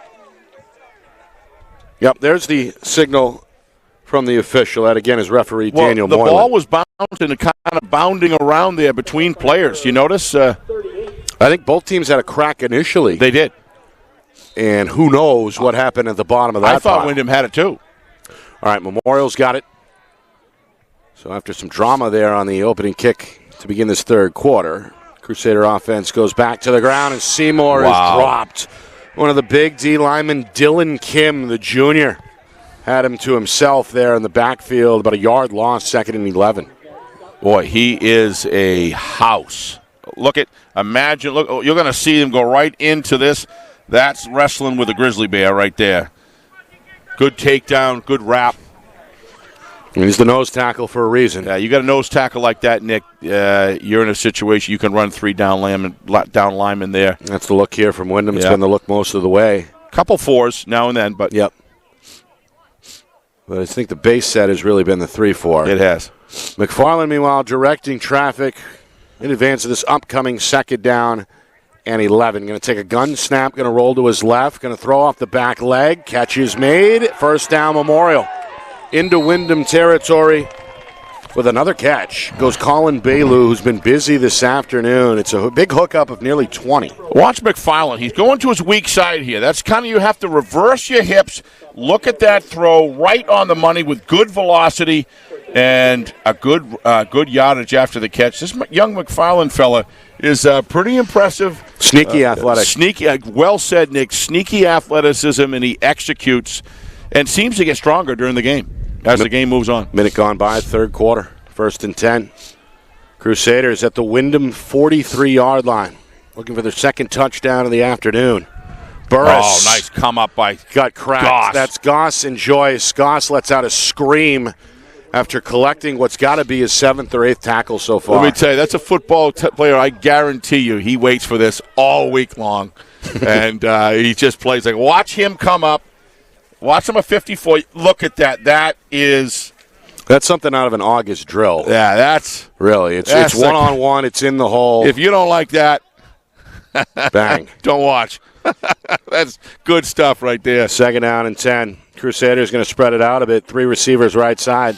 They're going to roll McFarland to the right. A flag thrives. Throw. Catch made. Alessandro's on the sideline. Comes back middle. Looking for the 1st down marker. He's got it. Fortunately, I think it's coming back with a hold. The play stands. It's a 1st down. He's inside the 25, but again, a flag back at the 41 in the backfield. Yeah. And it is a hold against Memorial. Yeah, when the first holding call of the day against the Crusaders. You're going to see he tries to protect his quarterback here. It's on the right-hand side here. Watch what happens. Jeez, it didn't. Yeah, must have been further back. I did not see it. There, I didn't see it where I thought it was. It didn't look like a hold to me, but maybe it was on the other side. It's got Coach Sturgis upset on he's not too happy. Memorial sideline. Shed the sweatshirt, I think, at halftime. Nope, he still got it. All right. Sets up second and a country mile here. First down markers where? The Windham 27. Ball just shy of midfield. So first and 23. Seymour with a hole up the middle. Seymour trying to bust through a tackle at the Jaguar 40.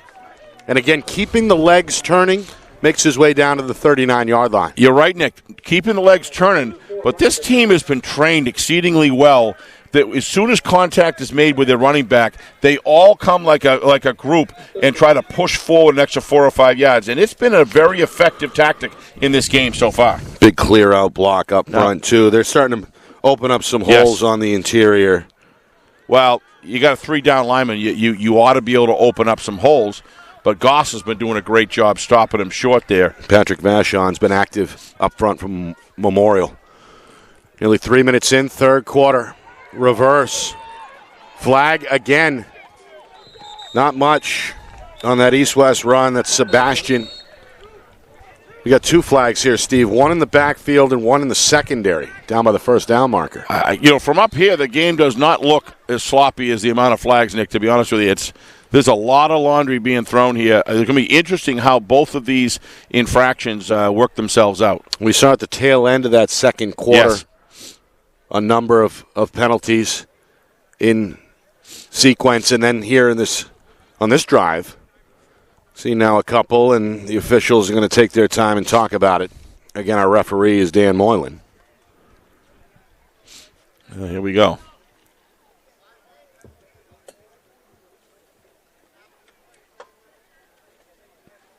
All right, we got a hold during the play and then a personal foul after the play. Both penalties are against Memorial. And Coach Sturgis demanding a further explanation here. He's not happy. So now 2 holds on the drive. And then after the tackle was made was when somebody may have been shoved or not, but either way, this one really going to hurt the Crusaders. So Coach Sturgis going to have to regroup. This really slows the game down, slows the flow down. Yep. Doesn't make football fun.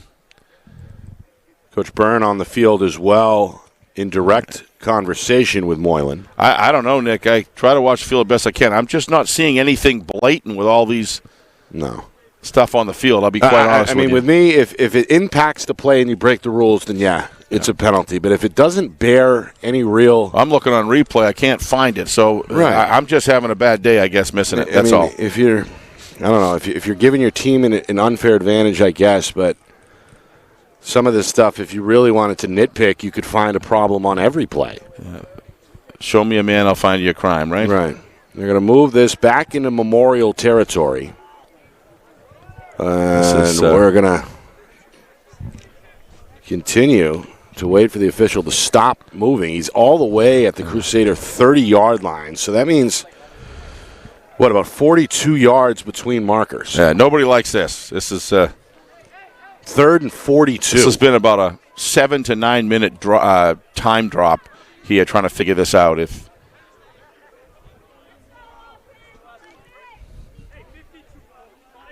I think this is the longest down and distance you and I have seen this year, 3rd and 42. Never seen anything like this. All right, I'm going to put Sweeney under center here. It's been a long time, Nick, anyway, I'll tell you that. He's going to stick with the 3-man front.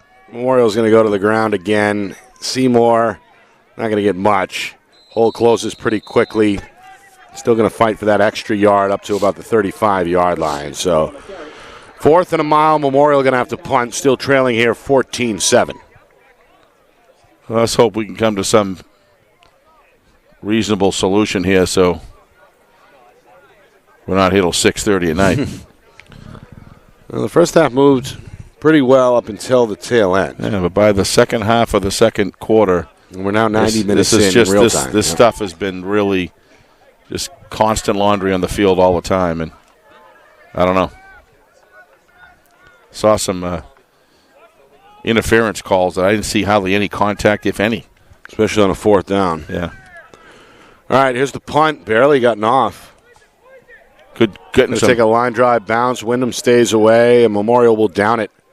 Been getting some pretty good production. Jaguar 36-yard line. Yeah, he's done a good job. He has. I believe the third punt of the afternoon for the senior Matt Hodgkins. All right, so Wyndham back on the field for their first drive of this third quarter. Remember, they opened the game with a long touchdown march of 79 yards. Mm-hmm. Got a 2-yard touchdown run from Tiger on, and then in the second quarter got a 19-yard touchdown hook up through the air from Sweeney to Damaris. Memorial, though, was able to bottle up some things. They forced a fumble and came up with the game's only turnover so far. Mm-hmm. 1st and 10, on up the middle, swallowed up.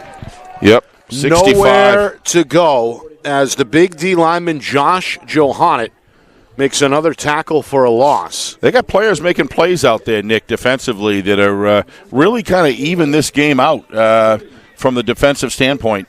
And you got to give them a lot of credit.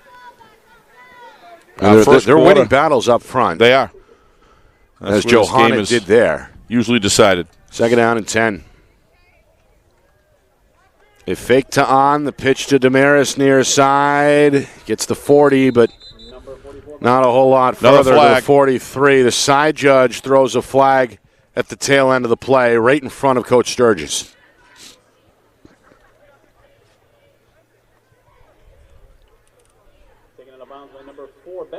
Not sure if that was on the tackle. I have no idea. Again, the side judge standing right there. Going to talk to referee Dan Moylan, and again, Coach Sturgis has got one ear cocked in that direction.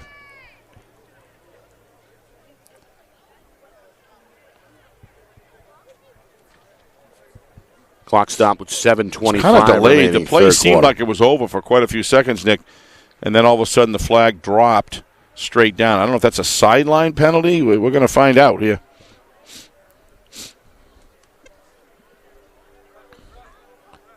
It looks like he's going to be against the Jaguars the way they're... No? Yep. They're backing the offense up.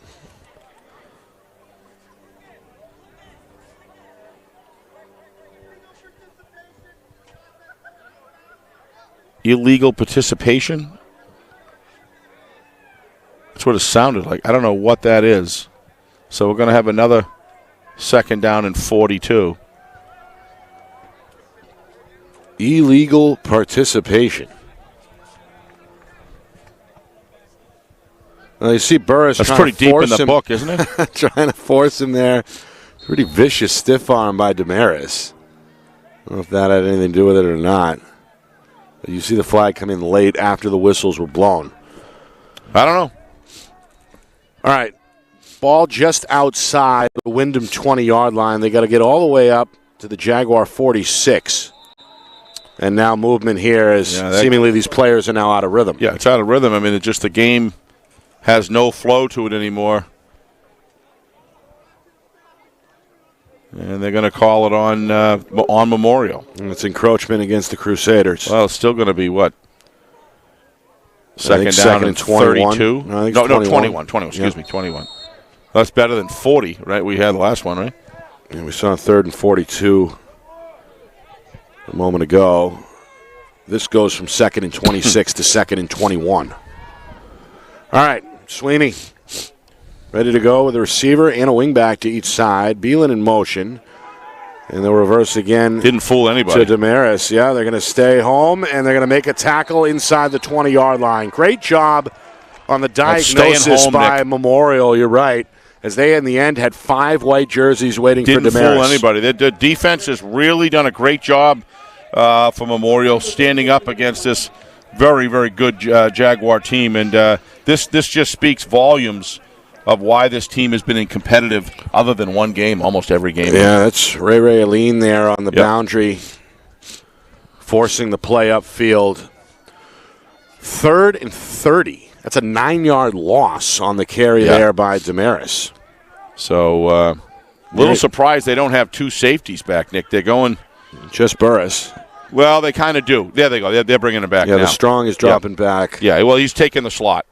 That was Betancourt. This is a punt on 3rd down. It's a pooch. It heads to the sideline. It lands out of bounds on the Crusader. No, the Jaguars side of the 50 at the 46-yard line. So this is going to be the best starting field position of the afternoon for Memorial as their defense holds up. They get the ball back. They're down 7. Still with about half this third quarter clock to work with as well. Yeah, that's one of the most interesting third quarters, Nick, I think I've seen when you look at not only the penalties, when you just look at the flow of the game, that almost seems like both offenses are completely out of rhythm at the current time, and the defenses are just having their way. I mean, offense is a rhythm game or rhythm strategy in football. And meanwhile, Steve, I've got the rule book here. Illegal participation also is called when an offensive player goes out of bounds and then returns during the play. Okay. If he's forced out of bounds, that's a different story, but he must have stepped out of bounds, came back in. Meanwhile, McFarland in trouble, sacked. He did not give up. Wyndham celebrating on the home sideline. Henry Intoro, the junior. What a terrific job staying with him. McFarland's going to lose 8, maybe 9 yards. Yeah, offenses are completely out of rhythm here, Nick. They're just... Saw several delays with the lengthy calls from the officials. But he did a great job running him down. Every time McFarland tried to pivot and get away, he hung right with him. Didn't allow the separation to occur until he had some support. So nice job by the defensive line of the Jaguars. Yeah, again, it's that 3-man front, and Toro, big part of that on that far edge. Sure was. 2nd and 28 officially. Seymour back to work, trying to scramble. Trying to find some breathing room. He's across the 50. Boy, he can move well in a phone booth, so to speak. Gets back to the original line of scrimmage and sets up what looks like a 3rd and 10, 3rd and manageable maybe here from Memorial. And that phone booth had thick walls, Nick. That was a mass of their offensive line creating cover for him. And he did a good job keeping his feet moving and sliding off and getting as much yardage as possible. So this is a kid who's contributed really from day one. He really has. Taking starting reps as a freshman 2 years ago. Of course, I know his father off the field. Oh, you do? Oh, yeah. He told me, Eric Seymour Sr., one of the assistant coaches under Coach Sturgis, told me he's been playing since he was a little boy, really round the clock, as is common sometimes nowadays with AAU or whatever the equivalent is. And, terrific. Just going to camps and staying active, staying in football mode, so to speak, year-round, and it's paid off for the youngster. So because of that 9-yard gain there, 8-yard gain, Nick, this is going to be 4-down territory. He's going to keep McFarland in, and I think, personally, Nick, this is a big there's many big plays in the game, but this is one of them. Burris, an 8-yard pickup on 3rd and 10, sets up, it looks like a 4th and 2, and now Coach Byrne is going to call a Windham timeout. It's a good timeout for him to take. He knows. Remember, I was just talking, Nick, about how important this play is in the game. Coach didn't get past Coach Byrne at all. No. He knows it is as well, and that's why he called the timeout. You got a 4th and 1.5, let's just say. This is a big play for both teams. Either make a defensive stand, take the ball, and maybe go down and score, or does McFarland able to advance his offense to a first-down situation, go down and score, and potentially tie up this game? That will change the dynamic a great deal. Crusaders ripped off a combined 26 rushing yards in the last 2 plays. Yep. So that's quite a fight back to get to almost get to a competitive first down. Right, a 2nd and 28. They run a run play. 3rd and 10. They stay on the ground. And now this is 4th and less than 2 coming up here with just outside of 4 minutes to go in the third quarter. Nick and Astor, Steve Beals with you. If you're just joining us, Windham took the early lead 7-0. Took the opening kick, went down the field. 2-yard touchdown run from Tiger Ann. Got the home team on the board first. Early second quarter, Windham doubles the score to 14-0. Sweeney to Damaris, a 19-yard hookup. Memorial finally gets some spark on offense. After that, they go down the field. Connor McFarland finishes off the drive with a 4-yard touchdown run. 14-7 is where we are And now with just over 4 minutes to go in the third quarter, Memorial hoping to stay on the field. McFarland, He didn't get it. trouble on the snap, and he may have lost it. Second effort, may have gotten it. Yeah, we'll I think see. the second effort he may have got across. Depends on the spot. Windham pretty adamant that I don't think they got it. that he was short. Memorial told to back off by the referee, Dan Moylan, and they're going to bring the chains out, I think. Yeah, I don't think he got it. Well, the ball is placed just outside the 36-yard I line. think he's about 6 inches short, Nick. But I think it's a good idea to measure.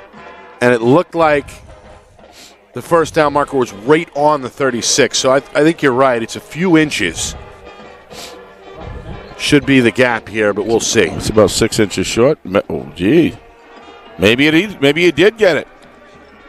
Wow.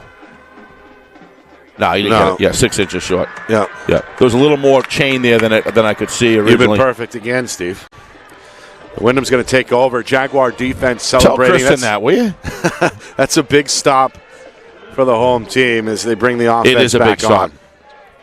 I didn't think he got that far. He clearly must have rolled around, like you said, Nick, and got a little second effort there, but it wasn't quite enough. Makes me wonder if he had a clean snap there, taking it directly under center. It kind of got jammed up as soon as it the looked play to me, if we're going to see started. it, well, we just saw it, but you couldn't really tell from up here. Yeah. Either way, here we go. A lot of bodies around see it here. To me, line of scrimmage. To me, it looks like he was going for it. Yeah, he was going for it. Yeah, he got it. I don't know if there was a little bit of a bobble there, but here's On with a hole. Nice run. Going to spin his way across the 40 up to about the 44-yard line. Well, there should be no problem with anybody being rested, Nick, right now, the way this third quarter's gone the past 7-8 minutes. So a lot of these guys, once they get the cobwebs out, they've got the energy back, and they've had a break here to get their wind. So it's going to be an interesting end of the third quarter and fourth quarter here. Meanwhile, another tackle for Daniel Bettenker. Starting to pile him up from Memorial. Sweeney taking his time at the line of scrimmage. He's a strong guy, you can tell, Nick. Got a big frame. Sweeney going to check his left wrist. Check the play. Take the snap. Fake pitch. Beelan with room and blocks downfield. First down and then some. Flag's going to fly. Beelan going to make his way inside the 40 when it's all said and done, but there's a flag back at the 45. It's like an injured player down in the field here. Player shaken up from Memorial. Yep. That's junior linebacker Jose Soto. Sweeney does a great job selling the fake. He has just a real gift of pitching it at just the right time after he draws the defender towards him, and gives his pitch man a great opportunity to get outside the blocks. And some good downfield blocking there by number 14, great, terrific job. 44, excuse me. That's Tamaris. That's Tamaris, yeah. Well, he's a total player, Nick. But very unselfish. He'll do whatever it takes. Going to hold on the play, so it's going to come back. You could tell that was coming as soon as the flag down location. The officials have had little tolerance for the hold call today. Mm-hmm. They're going to spot this back to the Jaguar 45-yard line. Looks like he's okay. He came off the sidelines. He may have got the wind knocked out of him. I don't know. That's number 18, Raymond Aline. Yep. Good to see. He looks like he's okay. Yeah. He's played well, too. Actually, he's showing it looks like he turned his ankle. Trying to put some weight on it. Meanwhile, on a 2nd and 3. He's close. I don't think they're going to give it to him. That to me, was a tough spot. I thought he got up. Got kind of bottled up again. Wow. Again, Bettenker. I want to see that. He looked to me, like Nick, like he got about a yard further than that. Here we go. In a tough spot. He's well short based on the spot. I think that's about right. Yeah, no, they got it further than that. I think I was looking at the 7. They got it right at the 46-yard line in front of them. Yep. 3rd and 1. Yep. Good call by the refs. 3rd and 1. Memorial going to stick with 4 up front as we head towards 2 minutes to go in this third quarter. Shotgun snap. On up the middle. First down. Able to just really explode through the hole. Sees it and goes. Nate Davis on the tackle, the senior linebacker, but not before. Look at him. Let him come through the hole. Able to get about 5, maybe 6 yards. Well done protecting the football, Nick. Boy, I'm sure they use double Tide on his laundry, Nick, when they get it, because he is tunneling all the time. What a terrific effort that he puts into a game. He has a sense of when the yardage is needed and where he needs to go. I think he picks the seams, and his body's built so low to the ground, very much like Drew Heenan. He can just tunnel his way through and get sneaky yardage. Yep. He's run well today. Had the 2-yard touchdown, and then we get another whistle and now a timeout by Coach Byrne. That's the second charge timeout against Windham here in this third quarter. So they'll have one left. If this game gets tight, we wish he still had one of those, but he's obviously seeing something in the game here that he needs to correct. Comes with a minute 29 remaining. All right, our broadcast brought to you by Beals Insurance. Locations in both Bedford and Londonderry. Whether you need home, auto, or business insurance, Beals Insurance gets you the price and quality coverage that's right for you. Visit BealsInsurance.com. Also by MG Sports Fundraising. That's fundraising made easy. MG Sports Fundraising is the official fundraising partner of Friday Night Lights New Hampshire. Visit MGSportsFundraising.com. Start raising money for your team today. Also by New Hampshire iPhone Repair. It's done while you wait. It's backed by their lifetime warranty. Now with 6 locations in southern New Hampshire and on the seacoast. Visit NHiPhoneRepair.com. The New Hampshire Tomahawks. Showcase and development for college lacrosse. Visit NHTomahawks.com and also girls.NHTomahawks.com. And finally by Ghost Energy. Ghost is an active sports nutrition brand designed to empower users beyond the walls of the gym. So be seen with Ghost Energy. Nick and Astis, Steve Beals with you on a sunny October afternoon here in week number 6. Windham, they played with the lead today. They lead 14-7. And on 1st and 10, they look to the sideline, but it's an incomplete pass. Sweeney trying to hook up with Ben Roy, the junior, but thrown well out of bounds. 2nd and 10 on the way from the Crusader 46-yard line. Yeah, I think Josh was throwing the ball out of bounds. There was nobody there. He saw a receiver and just threw it out of bounds. That just takes, as we've always talked about, it's important that a quarterback knows when to do that. Reset, recoil. It was only first down. Plenty of time to. Yeah. Coach Byrne applauded his decision making when we spoke with him earlier in the week. Sure did. Here's another decision. A pitch to Damaris. Big collision on the sideline as he heads into the memorial bench. Ran into one of the assistant coaches. And a little slow to get up. Damaris has run hard today. He's going to walk right back to the huddle. After what looks like about a 5-yard gain. Yep, 3rd and 5 on the way as we head towards the final minute of this third quarter. Meanwhile, the defensive back, Alessandro, a little banged up as well, holding that right wrist on the memorial sideline. So the Crusader trainers have been busy. All right, 3rd and 5. Long count here from Sweeney. Damaris in motion. They go to on right side. He's hitting the hole. He's close. Forward. I think he's short. And we'll see where they mark him down. Again, close to that first down marker. Bettencourt with another tackle for Memorial. Pretty sure he's a little short, Nick. I'm going to say it looks like about a yard and a half. Yeah.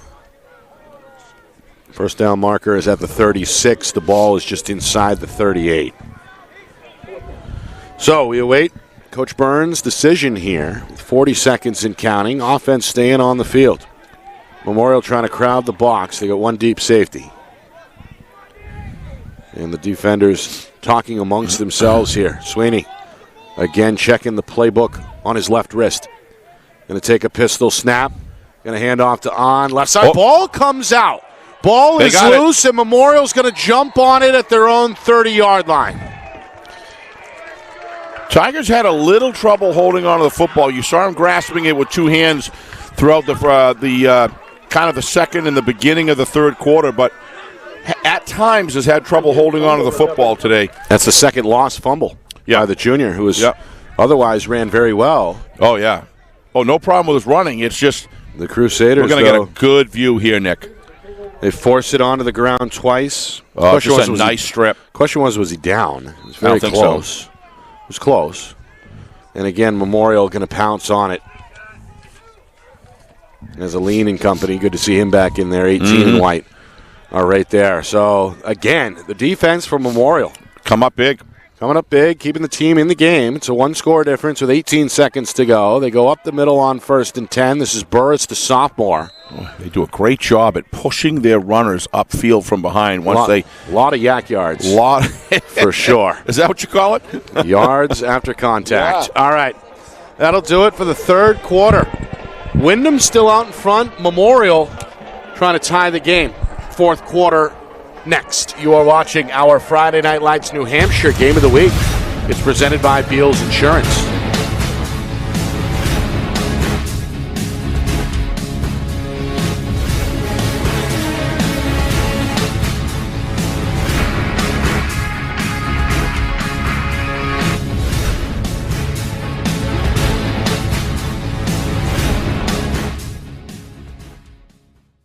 Our broadcast today, as it always is brought to you by Beals Insurance Agency, with locations now in both Bedford and Londonderry. Whether you need home, auto, or business insurance, Beals Insurance will get you both the price and quality coverage that's right for you. Just call 603-471-9999 or visit BealsInsurance.com to request a free quote and start saving money today. Again, that's BealsInsurance.com.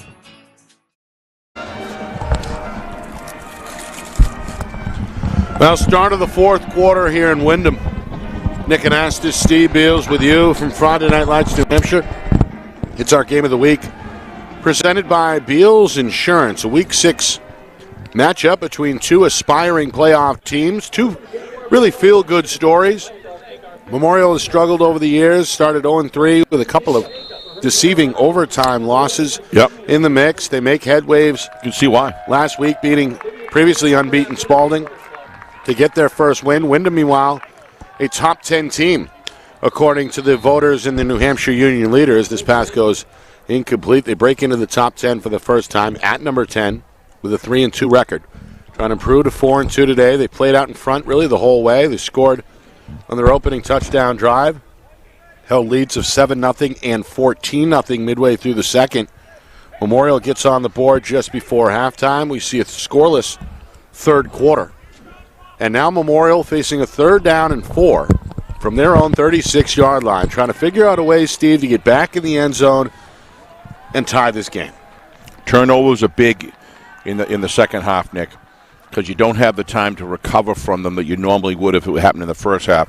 But they've got to execute here, and they've got to get this game tied up. McFarland runs right, now changes direction. Back left, makes a man miss, got a first down. Terrific run. Across the 40 up to the 43-yard line. It's a gain of 7. Connor McFarland scored his team's touchdown back in the second quarter from 4 yards out.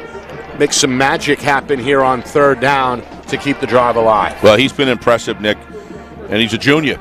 And playing like a veteran today. He's commanded this offense extremely well, I think, and he's been getting stronger during the game. I like the choices that he makes. And, boy, some of those passes out to the sidelines have been real bullets and have been right on target. He's connected with his receivers very well today. 1st and 10, Burris on the handoff out of the slot. Going to come back near side. Make his way up across the 45 to about the 46-yard line. Another stop there for Goss. He's been busy. Was that Goss? No, it was 34, not 54. How about Matt Damaris, younger brother of Brian the Jr., making the stop there for Windham. And, of course, Goss was in the area as well. Goss may be closing in on a dozen tackles at this point. Yeah, and it's not only the tackles he makes, it's the resources that he commands of the offense to try to contain him. He's terrific. 2nd and 7. McFarland. Handoff Seymour, not going to find the edge. Shows the wrong lane there. A couple of guys were there. Joe Lisa, another member of this senior class.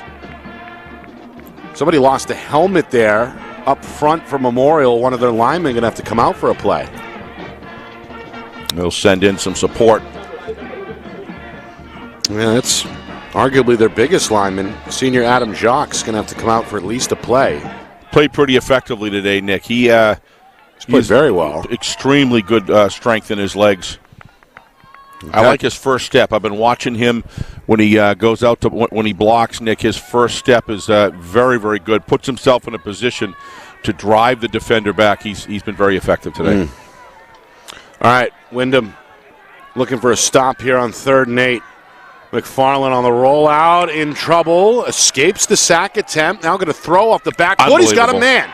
Caught and a first down in Jaguar territory, inside the 45. Goes the receiver, Colin Bailu. But what a play by the quarterback, McFarland, able to extend the broken play, come up with the 3rd down hookup, and move the sticks for the visitors. Just sheer desire, Nick, and he knows to be able to do that and find the receiver downfield is a gift, and just a terrific play. Boy, if this drive winds up into a touchdown, you're going to remember that play, because that was that saved the drive. Potentially would have been a 4th and 8, or worse had he been sacked.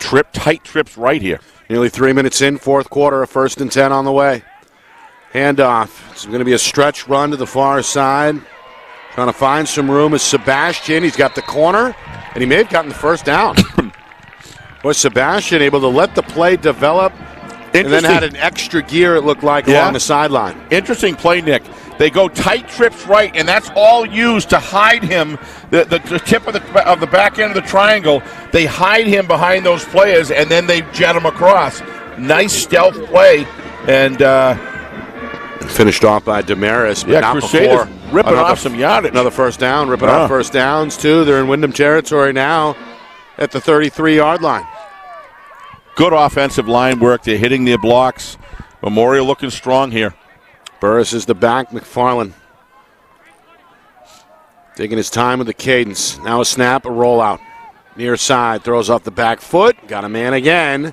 Big tackle going to be made out of the secondary there by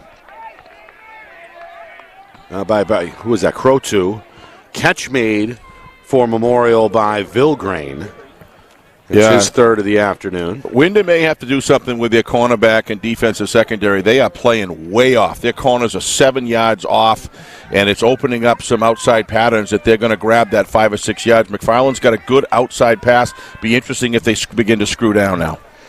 Good to see Adam Jacques back on the field after losing his helmet a moment ago. He's back at center. Yeah, they've come up a little bit already, playing a little bit tighter, but still off quite a ways. Yeah, still 5 or 6 yard cushion, it looks like, on the perimeter. Snap from McFarland on 2nd down. They hand off to Burris. In trouble in the backfield, and another stick. Wow. By Henry Natoro, starting to make some plays up front for Windham. Henry's just physically overwhelming for whoever is taking him on. Watch him. He just gets separation and just busts through. Got quick hands. Look at the separation he gets when he pushes out. He's just able to shed very quickly. Yeah. We saw him come up with a sack back in that 2nd quarter. Gets a tackle for a loss here. Very strong lower body and very athletic upper body, Nick. He's got tremendous upper body strength, which is allowing him to shed the blockers very effectively. It's been a handful one-on-one. And he's got great vision for the ball once he gets through the line. 3rd down and 8. Memorial's been pretty good on 3rd down in this drive. McFarland going to throw deep. This one is tipped. Incomplete. Brian Damaris showing you what he can do with that right-hand swat. Pass intended downfield. And when it counts, the Jaguar defense steps up here. It's 4th down. You got to, obviously, I'm sure he's probably going to go for it. That's too far for a field goal, obviously. Yeah, it'd be about a 49-yarder. But we'll see. We've seen stranger things this afternoon. As shadows begin to come over the field here. Sun beginning to set a bit. 4th and 8. McFarland going to double-check things with the offensive coordinator, and now the head coach, Rob Sturgis, supplies the answer. McFarland back under center, and Coach Sturgis may have just called a timeout. Yeah, he knows situational football doesn't just happen on the field. It happens from the coaches, from the sidelines as well, Nick. And that situation, it's this important of a play. You had to use a timeout, but it was worth using it, Nick, because I think he knows how important it is to maintain possession here and potentially give his team to go down and tie it up. We saw Coach Byrne use 2 timeouts for Windham back in that 3rd quarter. Similar situation.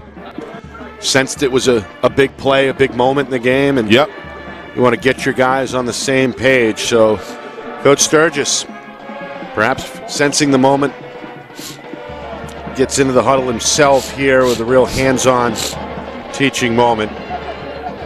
What's he got up the sleeve is the question. 4th and 8. McFarland has played well. 4-yard touchdown run to his credit. He's come up with some big completions, including that one earlier in the drive on a 3rd and long.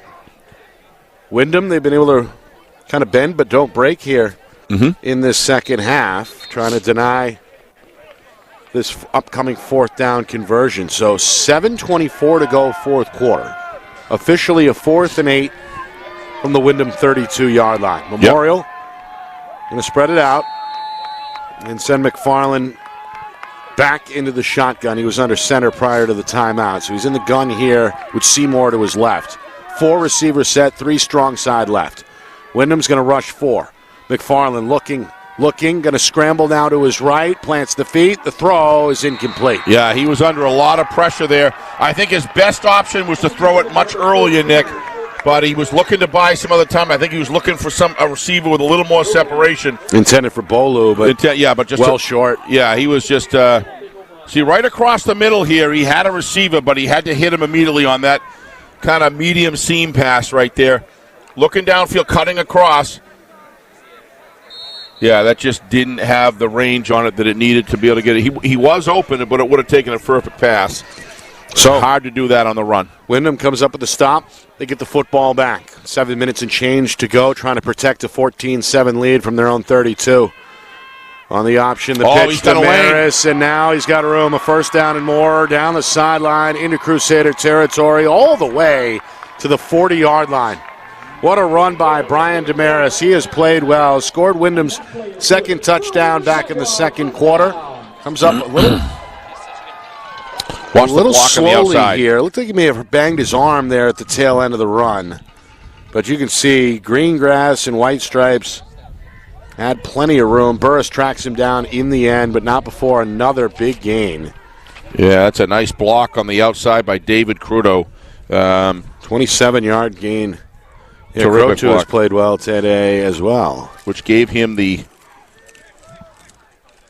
lane that he needed to go upfield. I thought he had a chance of going all the way, Nick, but and again, they've run a lot of plays to that right side. They have. And I think Croto is a big reason why. Well, the offense is designed to go to the right side and then cut back or put on up the middle. Sweeney to his left on 1st and 10. Got Damaris again inside the 40, 35. Steps out of bounds. Yeah, about the 32-yard line. Number 80 that time, Brandon Beeland hit a block downfield. So the execution on the blocking downfield by the Jaguars is the reason they're getting these large chunks of yardage.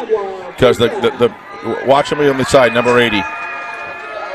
Look at that block right there. That's a terrific back block right there. Clean, got the shoulder in. Knew exactly what he had to do to avoid the laundry, which we've seen a lot of today.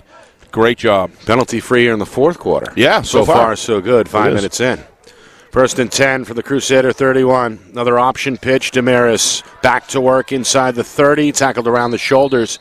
Down around the 25-yard line. Aline able to... It's a good-looking offensive drive by the Jaguars. Able to catch him and make the tackle out of the secondary, but not before a 5-yard rip for the Jaguars. Yeah. Windham hoping for their 4th win of the season. Trying to improve to 4-2. Memorial hoping to avoid a 4th loss. Get another look there. Damaris, just a lot of speed. Tackled up around the shoulders by Aline.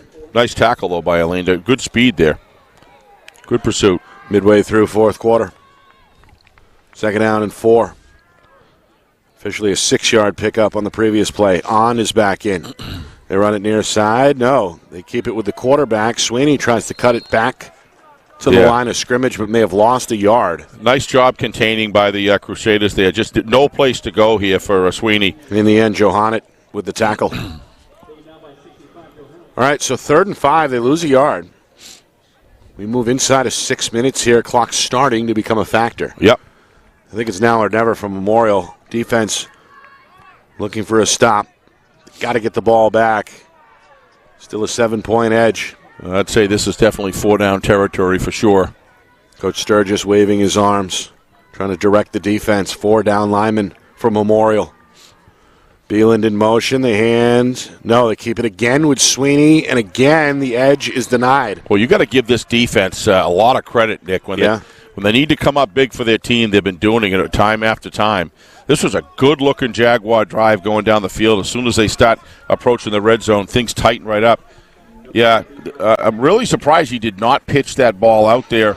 Looked to me like he had an opening, but for whatever reason, whatever Sweeney saw down there, it said didn't look good. He pulled off, and now it's 4th down, and what did they lose? 2 yards there? Lost one 4th anyway. and 6 officially. Jake Clarington, the junior linebacker, with the tackle. All right, it's going to be a reverse. Demara's going to throw. Sweeney is wide open at the 10-yard line. What a time to make that call. And he's into the end zone for the touchdown. Jack Byrne going into the bag of tricks. Executed perfectly by Windham on 4th down. They get themselves a 25-yard touchdown. Demaris to Sweeney, not the other way around. And the Jaguars make it a 2-score game now with inside of 5 minutes. Yeah, that was just extremely well executed. Every blocker is in place to give that time, that reverse, to be have the time it needed to develop. And then Sweeney kind of just backs his way down the field in a very stealth fashion and into the end zone. And, boy, that's a backbreaker with 4:43 left. Sure is. Great job by the Jaguars. Good drive. Liam Burke, the left-footed kicker, up and no good. He's wide left. So it stays 20-7. Stays 20-7. Crusaders now feel the pressure with only 4:43 to go. I'm not much for trick plays called too often, Nick, but that was a very well called. What are they expecting? They're expecting Tiger Ryan to get the ball or the option. That's what they're expecting, or maybe in throw downfield. But that was a very well-timed play and executed to perfection there, and very hard to stop. Some of the Memorial players expressing some frustration on the sideline. Bettenker, who has played so well today, visibly upset after surrendering the touchdown. So 20-7 Windham, a little bit of breathing room here. 4:43 to go. Memorial set to get the football back, but most likely going to be forced to go to the air here, down 2 scores.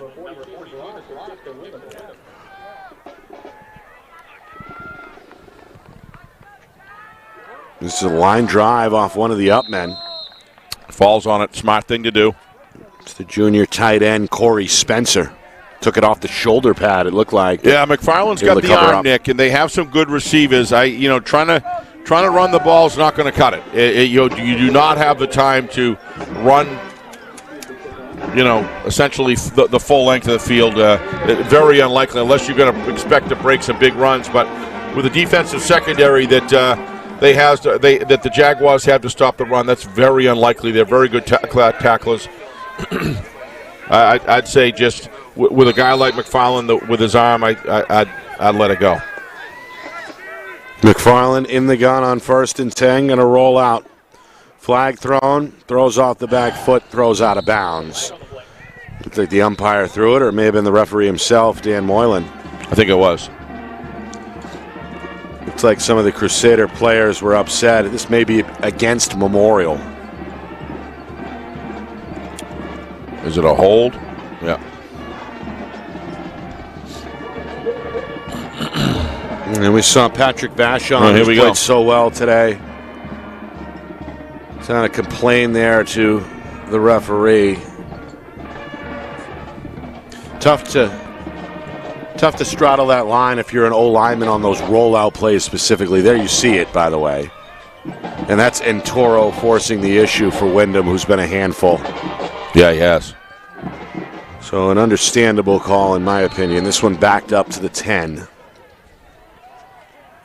And again, a 1st and a mile situation facing Memorial. 1st and 26. All right, they're going to put McFarland under center here and hand off to Seymour, who's got a hole. Seymour at the 2nd level is hit by Joyce. You can hear the pop up here. Mm-hmm. He'll keep those legs turning as he usually does and fight his way up to the 19-yard line. A little bit of breathing room there for Memorial. Yeah, a little breathing room, but I don't understand, how with 4 minutes and 15 seconds, to burn the clock here. And I mean, yeah, you got to factor in. You're going to try. You obviously are going to need an onside kick or something, but you got to move the ball. You have to move the ball, and if that means a run play, I think it means a run play. If you make a completion over the middle and he gets tackled, the clock's going to run either way. Yeah. So Seymour, in the end, all depends who you got for a quarterback. Gets 10 yards. This kid can fire the ball. He's going to throw it here, deep downfield, incomplete. Good effort by the intended target, Vilgrain. He got his right hand on it, but couldn't reel it in. And now it's 3rd down and 16. I don't recall a year where I've seen so many quarterbacks roll out to their weak side as often as they do. I've always. It's a good point. I've seen a lot of throws off the back leg, not just today. I think it's play development. But this season, to your point, yeah, I would agree with that. Yeah, usually you see that maybe 1 or 2 times a game that they would know. You know, in traditional memory that I have of how many times you'd see them roll out to the weak side, but just seeing it a lot more now, it's almost equal, and that was unheard of before. But you got to be quite an athlete to be able to accomplish that effectively. Here he goes again. Play action on 3rd and 16. Deep, incomplete. Trying to find Burris, double covered. He's upset about the call, but he had position on him, so he can slow down and pretend that he's looking for the ball while he's impeding him because he knows the ball's way out of reach. It was Brian Damaris. Yeah, it was pretty on the pretty there. effective. Yeah, he was in the situation where he was looking back at the ball. He has a perfect right to slow down if he wants. Memorial, I think, wants to go for it here on 4th and 16. Yeah.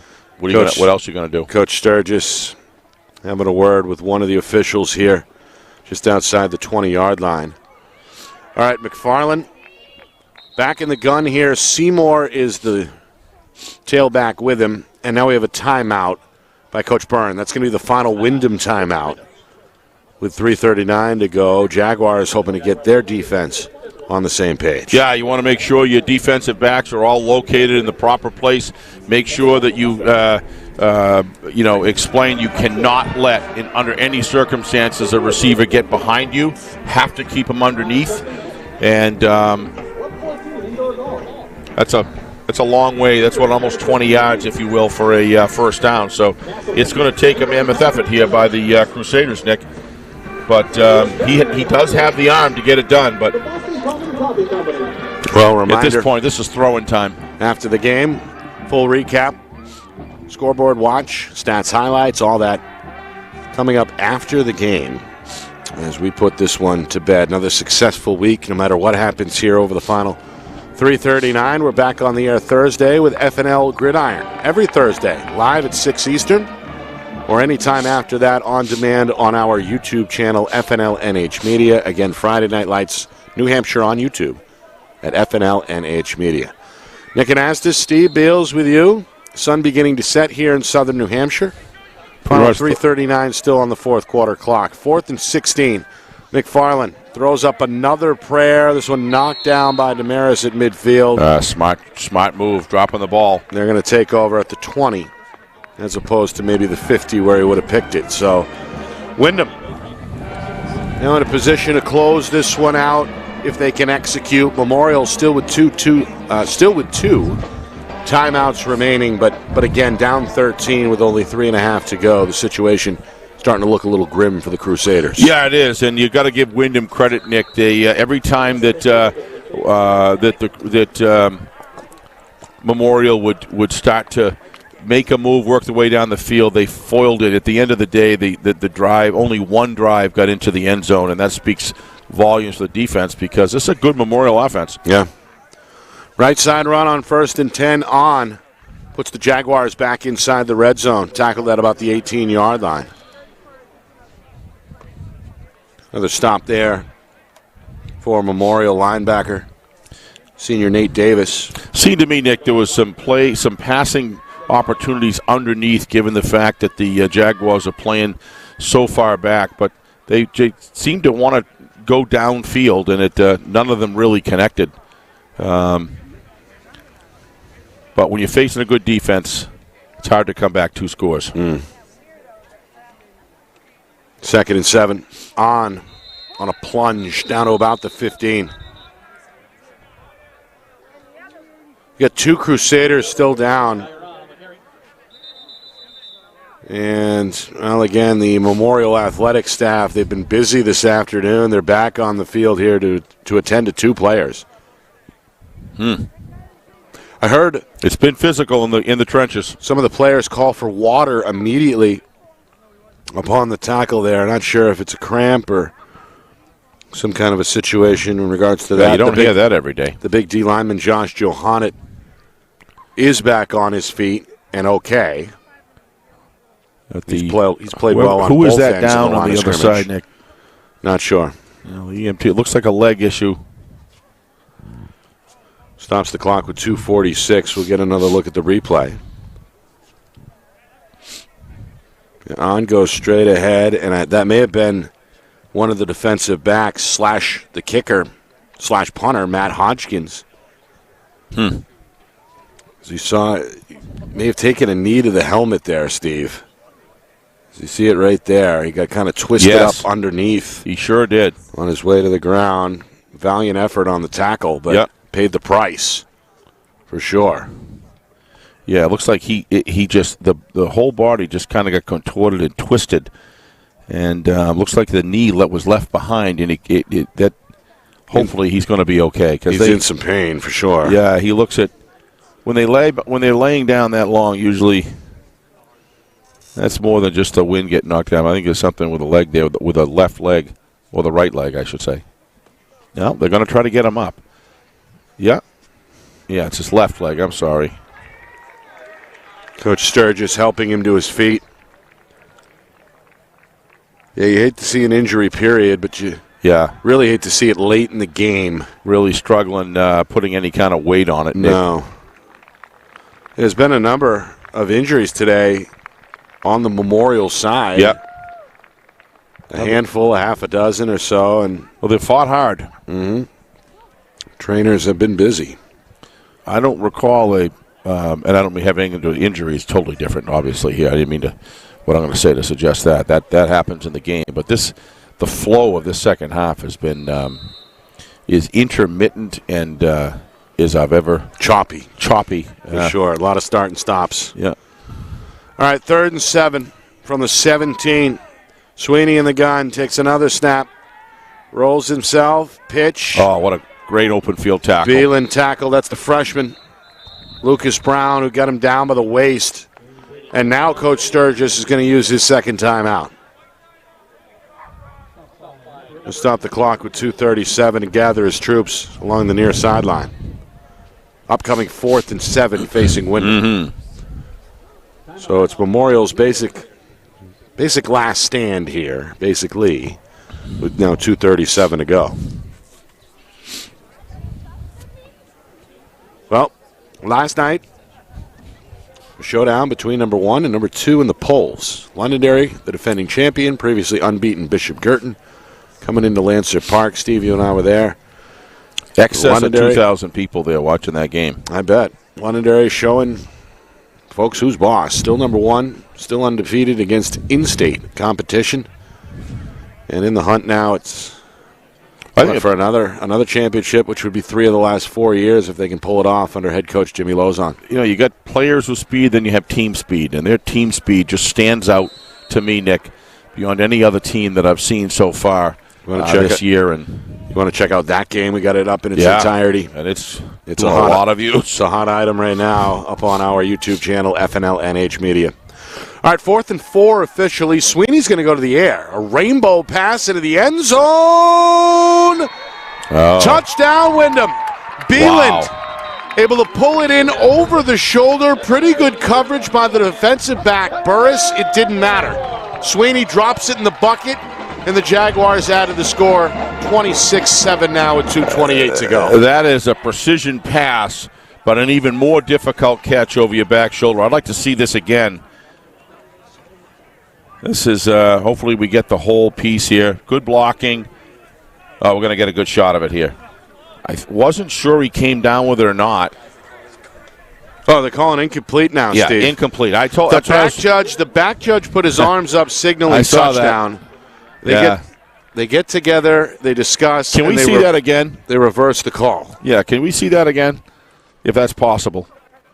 Here we go. Heck of a pass. Pretty to watch. If we can slow down the landing. I know I ask a lot, but we're going to get a good view of it here. And I think you're going to see him bobble it right at the end. When he impacts the ground, it's kind of shaking and baking there. Great. The ball came out. What a terrific defensive play to get that overhand arm bar in there. What an unbelievably – I mean, this Memorial team, Nick, needs to be respected for who they are and the effort that they put in every single play. That's the sophomore Burris from the safety spot. That is a textbook defensive play. And Burris he had about, 3 yards on him as separation, and he closed the gap as the arc of the ball was in the air. And he was able to get that overhand arm bar and just loosen the ball enough so it popped out. So Memorial is left with some hope here. 2:28 to go. They've got one timeout, but their quarterback is in trouble, and they may have just lost the football. He was down first. McFarland's fighting for it against a guy twice his size. Referee Dan Moylan says he's down. Good luck trying to get this one sorted out. Still a scramble. They're still fighting. A bit of a scrum now breaking out. Yeah. Some pushing and shoving. We gotta stay. And now a flag. Oh, boy. 2 flags. Oh, boy. And Toro being pulled back by his teammates for Windham. Players on both teams pretty animated in the mix there. For Memorial was freshman Pena Ramirez. I would say if you were going to put these flags in a washing machine, you'd have had 2 full loads of laundry, Nick. I was thinking This has been a very flag-intensive game. And to be honest with you, it isn't like it's been very chippy in the sense of that they've really been great sports. It's just not until now. Not until now. Well, I mean, this is really the first time that we've seen any of that. You know? And again, with the ball on the ground, a scrum, trying to find a fumble, you can expect to see some pushing and shoving. It's totally understandable in this situation, but there's a big discussion going on between all 5 officials. Well, Steve, you were joking around about 6 o'clock earlier. Now I'm not quite sure you're joking anymore. We're approaching 4:30. Well, that third quarter, I think, was 2 hours, wasn't it? I'm pretty sure. But, as you said, though, it's important to get it right. It's important and they're trying to get it right. It's important to communicate if you're the officials. Yep. And this 5-man crew has done a pretty good job in that regard this afternoon. Look, they've called it. Again, we talk about officials, and it's all if they see a penalty, they have a right to call it, as long as it's done fairly and equitably. And what I've seen, Nick, it's been done fairly and equitably during the game. It's just a lot of infractions. That's all.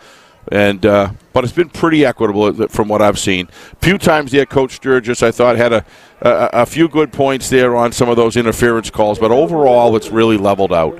Remember that one of those required what'd you call it, a 3rd and 42? Something. But if you remember, then that next when they lost possession, the same thing went back. It wasn't really impactful in the game. It just made it long. That's all. Now Coach Sturgis He's having things explained to him from 2 different refs. Yep. Or 2 different officials, including the referee, Dan Moylan. Same thing on the other side with Coach Byrne. Mm-hmm. Getting the explanation. Memorial is going to hold on to the football despite what's on the way. Clapping going on in the Windham home crowd there in the bleachers across the way. So maybe they're aware of some call that's going to. Here we go. Now he's going to have a conference over the other end with Coach Byrne and one of his other officials.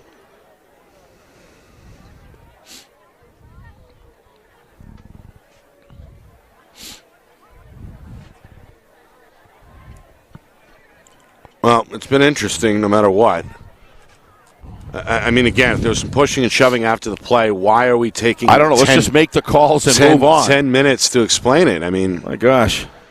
I don't know. It's been a trying afternoon in terms of some of these delays, particularly in the second half. This game had a very exciting flow to it, in my opinion, where the offense and defenses were both developing.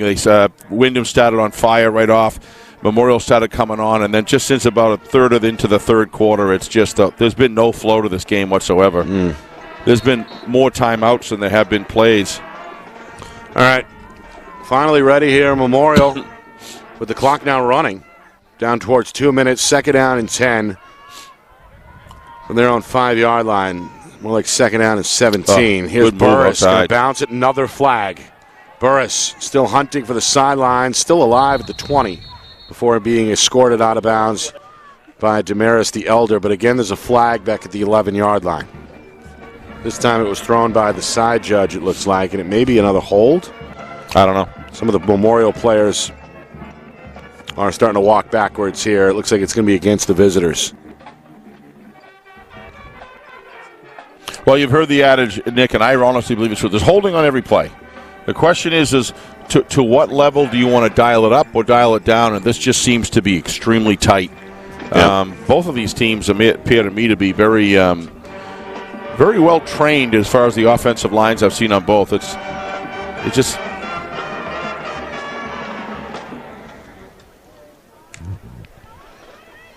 So they're going to march the ball back after the hold call is presented here. They're going to. Well, they're running out of room to penalize here. It's going to be, half the distance is going to wind up being a foot and a half. All right. Minute 50, second down and 25 as they spot the ball just inside the 5-yard line. Well, here we go. McFarland back of the gun. I believe that's Burris with him in the backfield. 3 receivers right side. Snap, roll right. Being chased by Kim. Throw over the middle is dropped and incomplete. Alessandro was open at the 15-yard line. Found a soft spot, but took his eye off the ball. It's incomplete. And now a third down and long on the way. Alessandro has played well and is upset with himself after the drop. Understandable. Had some tackles around him, Nick, so I think if he caught it, I don't know how many yards after the catch, it would have been a heck of a job to break through that the group of defenders, but that would have made the clock continue to run as well. So being this far, this deep back, third down, they're going to need some sort of a seam go route that's going to connect. And meanwhile, Windham juggling personnel defensively. Yeah, this has been going on a while. Could wind up with a delay of game penalty here. Well, the official hasn't spotted the ball yet. Oh, okay. Which I'm not sure why. I'm not sure either. Coach Byrne is screaming over there on the Windham sideline. Okay, it's a clock issue. They're trying to reset the clock to a minute 46. Well, it's amazing the clock has been able to keep up here. They've meanwhile, Zach, the clock operator, I mean. Zach Gilardi has done a good job. Come on to play the nose. Sorry, Nick, I didn't mean to interrupt you there. Third and 25, 3-man rush. McFarland in some trouble. Alessandro with the catch. Tackled immediately by Antoro, shy of the 15-yard line. So still going to be 4th and long. Crusaders do get back to the original line of scrimmage. It'll be 4th and 10. Clock, though, is moving. Memorial still with 1 timeout. Not going to use it just yet. Boy, the temperature's dropped about 10 degrees, Nick, the last 20 minutes or so. The complete near side is now in the shade. Yep. With the shadow stretching really on almost 2/3 of the field. Yep. 4th down. McFarland's throw is incomplete. Short-armed it. Trying to find Alessandro on the far side. Incomplete. So the Jaguars are going to take over with 1:06 remaining. And it looks like now maybe a couple of knees away from their 4th victory of the season. That's going to put them at what? 4-2. It's going to put them in very good position because their losses are Londonderry and Pinkerton. So, and boy, Pinkerton was close. Very possible if I believe there was a fumble at the very end of that game. Yeah. And it looked like they were in pretty good shape to win that game. Pinkerton pulled it out. Very well could be 5-1. But this Windham team is for real. And they do a lot of things well. Just went 1-8 a year ago, but a lot of those kids came back. Baptism by fire. Yep. Better for the experience in a lot of ways. They come out. Builds mental toughness. They don't lose faith. They don't lose heart after that heartbreaking opening week loss against Pinkerton. They rebound with a 30-point win over South. hang around with Londonderry on the road in week 3, and now this is going to be 3 straight wins. They knocked out Salem 2 weeks ago. Last week, a 52-0 shutout win over Alvern, and today going to survive a scare from Memorial, but hang on to win this one 20-7. So Jack Byrne has got his team doing some things and gaining some statewide recognition. Now 4-2 in the playoff hunt, and they get the job done here again by a final score of 20-7. And Memorial not out of it yet, but they got to string together some wins from here. You know, if they were able to pull out one of those overtime wins, they'd be sitting here, 2-4 and 2-3. 2-3. They had a week off because they had a week off, and with plenty of games left to put themselves into a better position. But Windham is rolling right now, and hey, pleasure meeting you. You bet. Some Windham coaches heading out, obviously with smiles on their faces, very satisfied with the performance of their team. But Windham's in good position, Nick. If they can win out here, they're going to put themselves in a really good spot when it comes to the preliminary round to give themselves an opportunity to play, one of the lower seeds. Obviously, have to show up for every game, but gives them an opportunity to do some experimenting with and getting their team ready for. If they can come through a win in the preliminary round, probably at this point, unless something changes, the 1-2 bye spot would be a little bit difficult to catch. But, congratulations to the Windham Jaguars. Yeah, I think both teams take it a game at a time. If you're Windham, you like what you saw today. You do. Particularly defensively in the second half. Memorial threatened them a couple of times, but Goss impressed me. Oof. Goss is a player in the middle of that defense, and Toro on that D-line. I mean, they've got some pieces. So back in a few minutes to wrap this one up with the post-game stats, highlights, analysis, a look at the Week 6 scoreboard as well. You are watching our Friday Night Lights New Hampshire Game of the Week. It's presented by Beals Insurance. Our broadcast today, as it always is brought to you by Beals Insurance Agency, with locations now in both Bedford and Londonderry. Whether you need home, auto, or business insurance, Beals Insurance will get you both the price and quality coverage that's right for you. Just call 603-471-9999 or visit BealsInsurance.com to request a free quote and start saving money today. Again, that's BealsInsurance.com. Hey, I'm Chad, the owner of New Hampshire iPhone Repair. We're New Hampshire's most trusted and affordable repair shop for your iPhone, iPad, iPod, and even Android needs. Don't worry, we're affordable, reliable, and we back our parts with a lifetime warranty.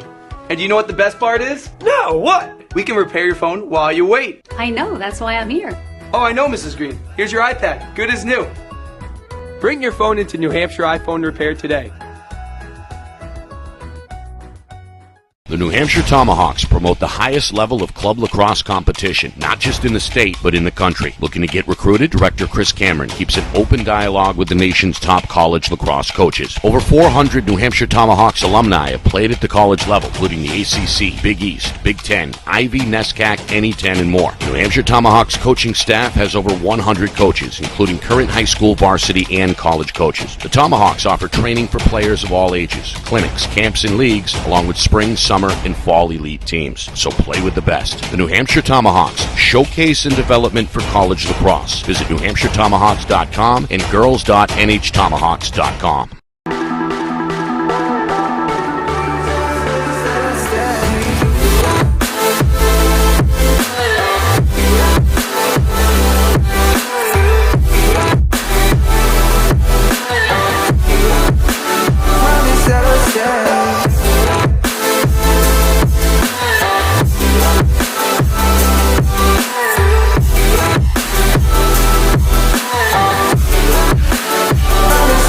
Yeah.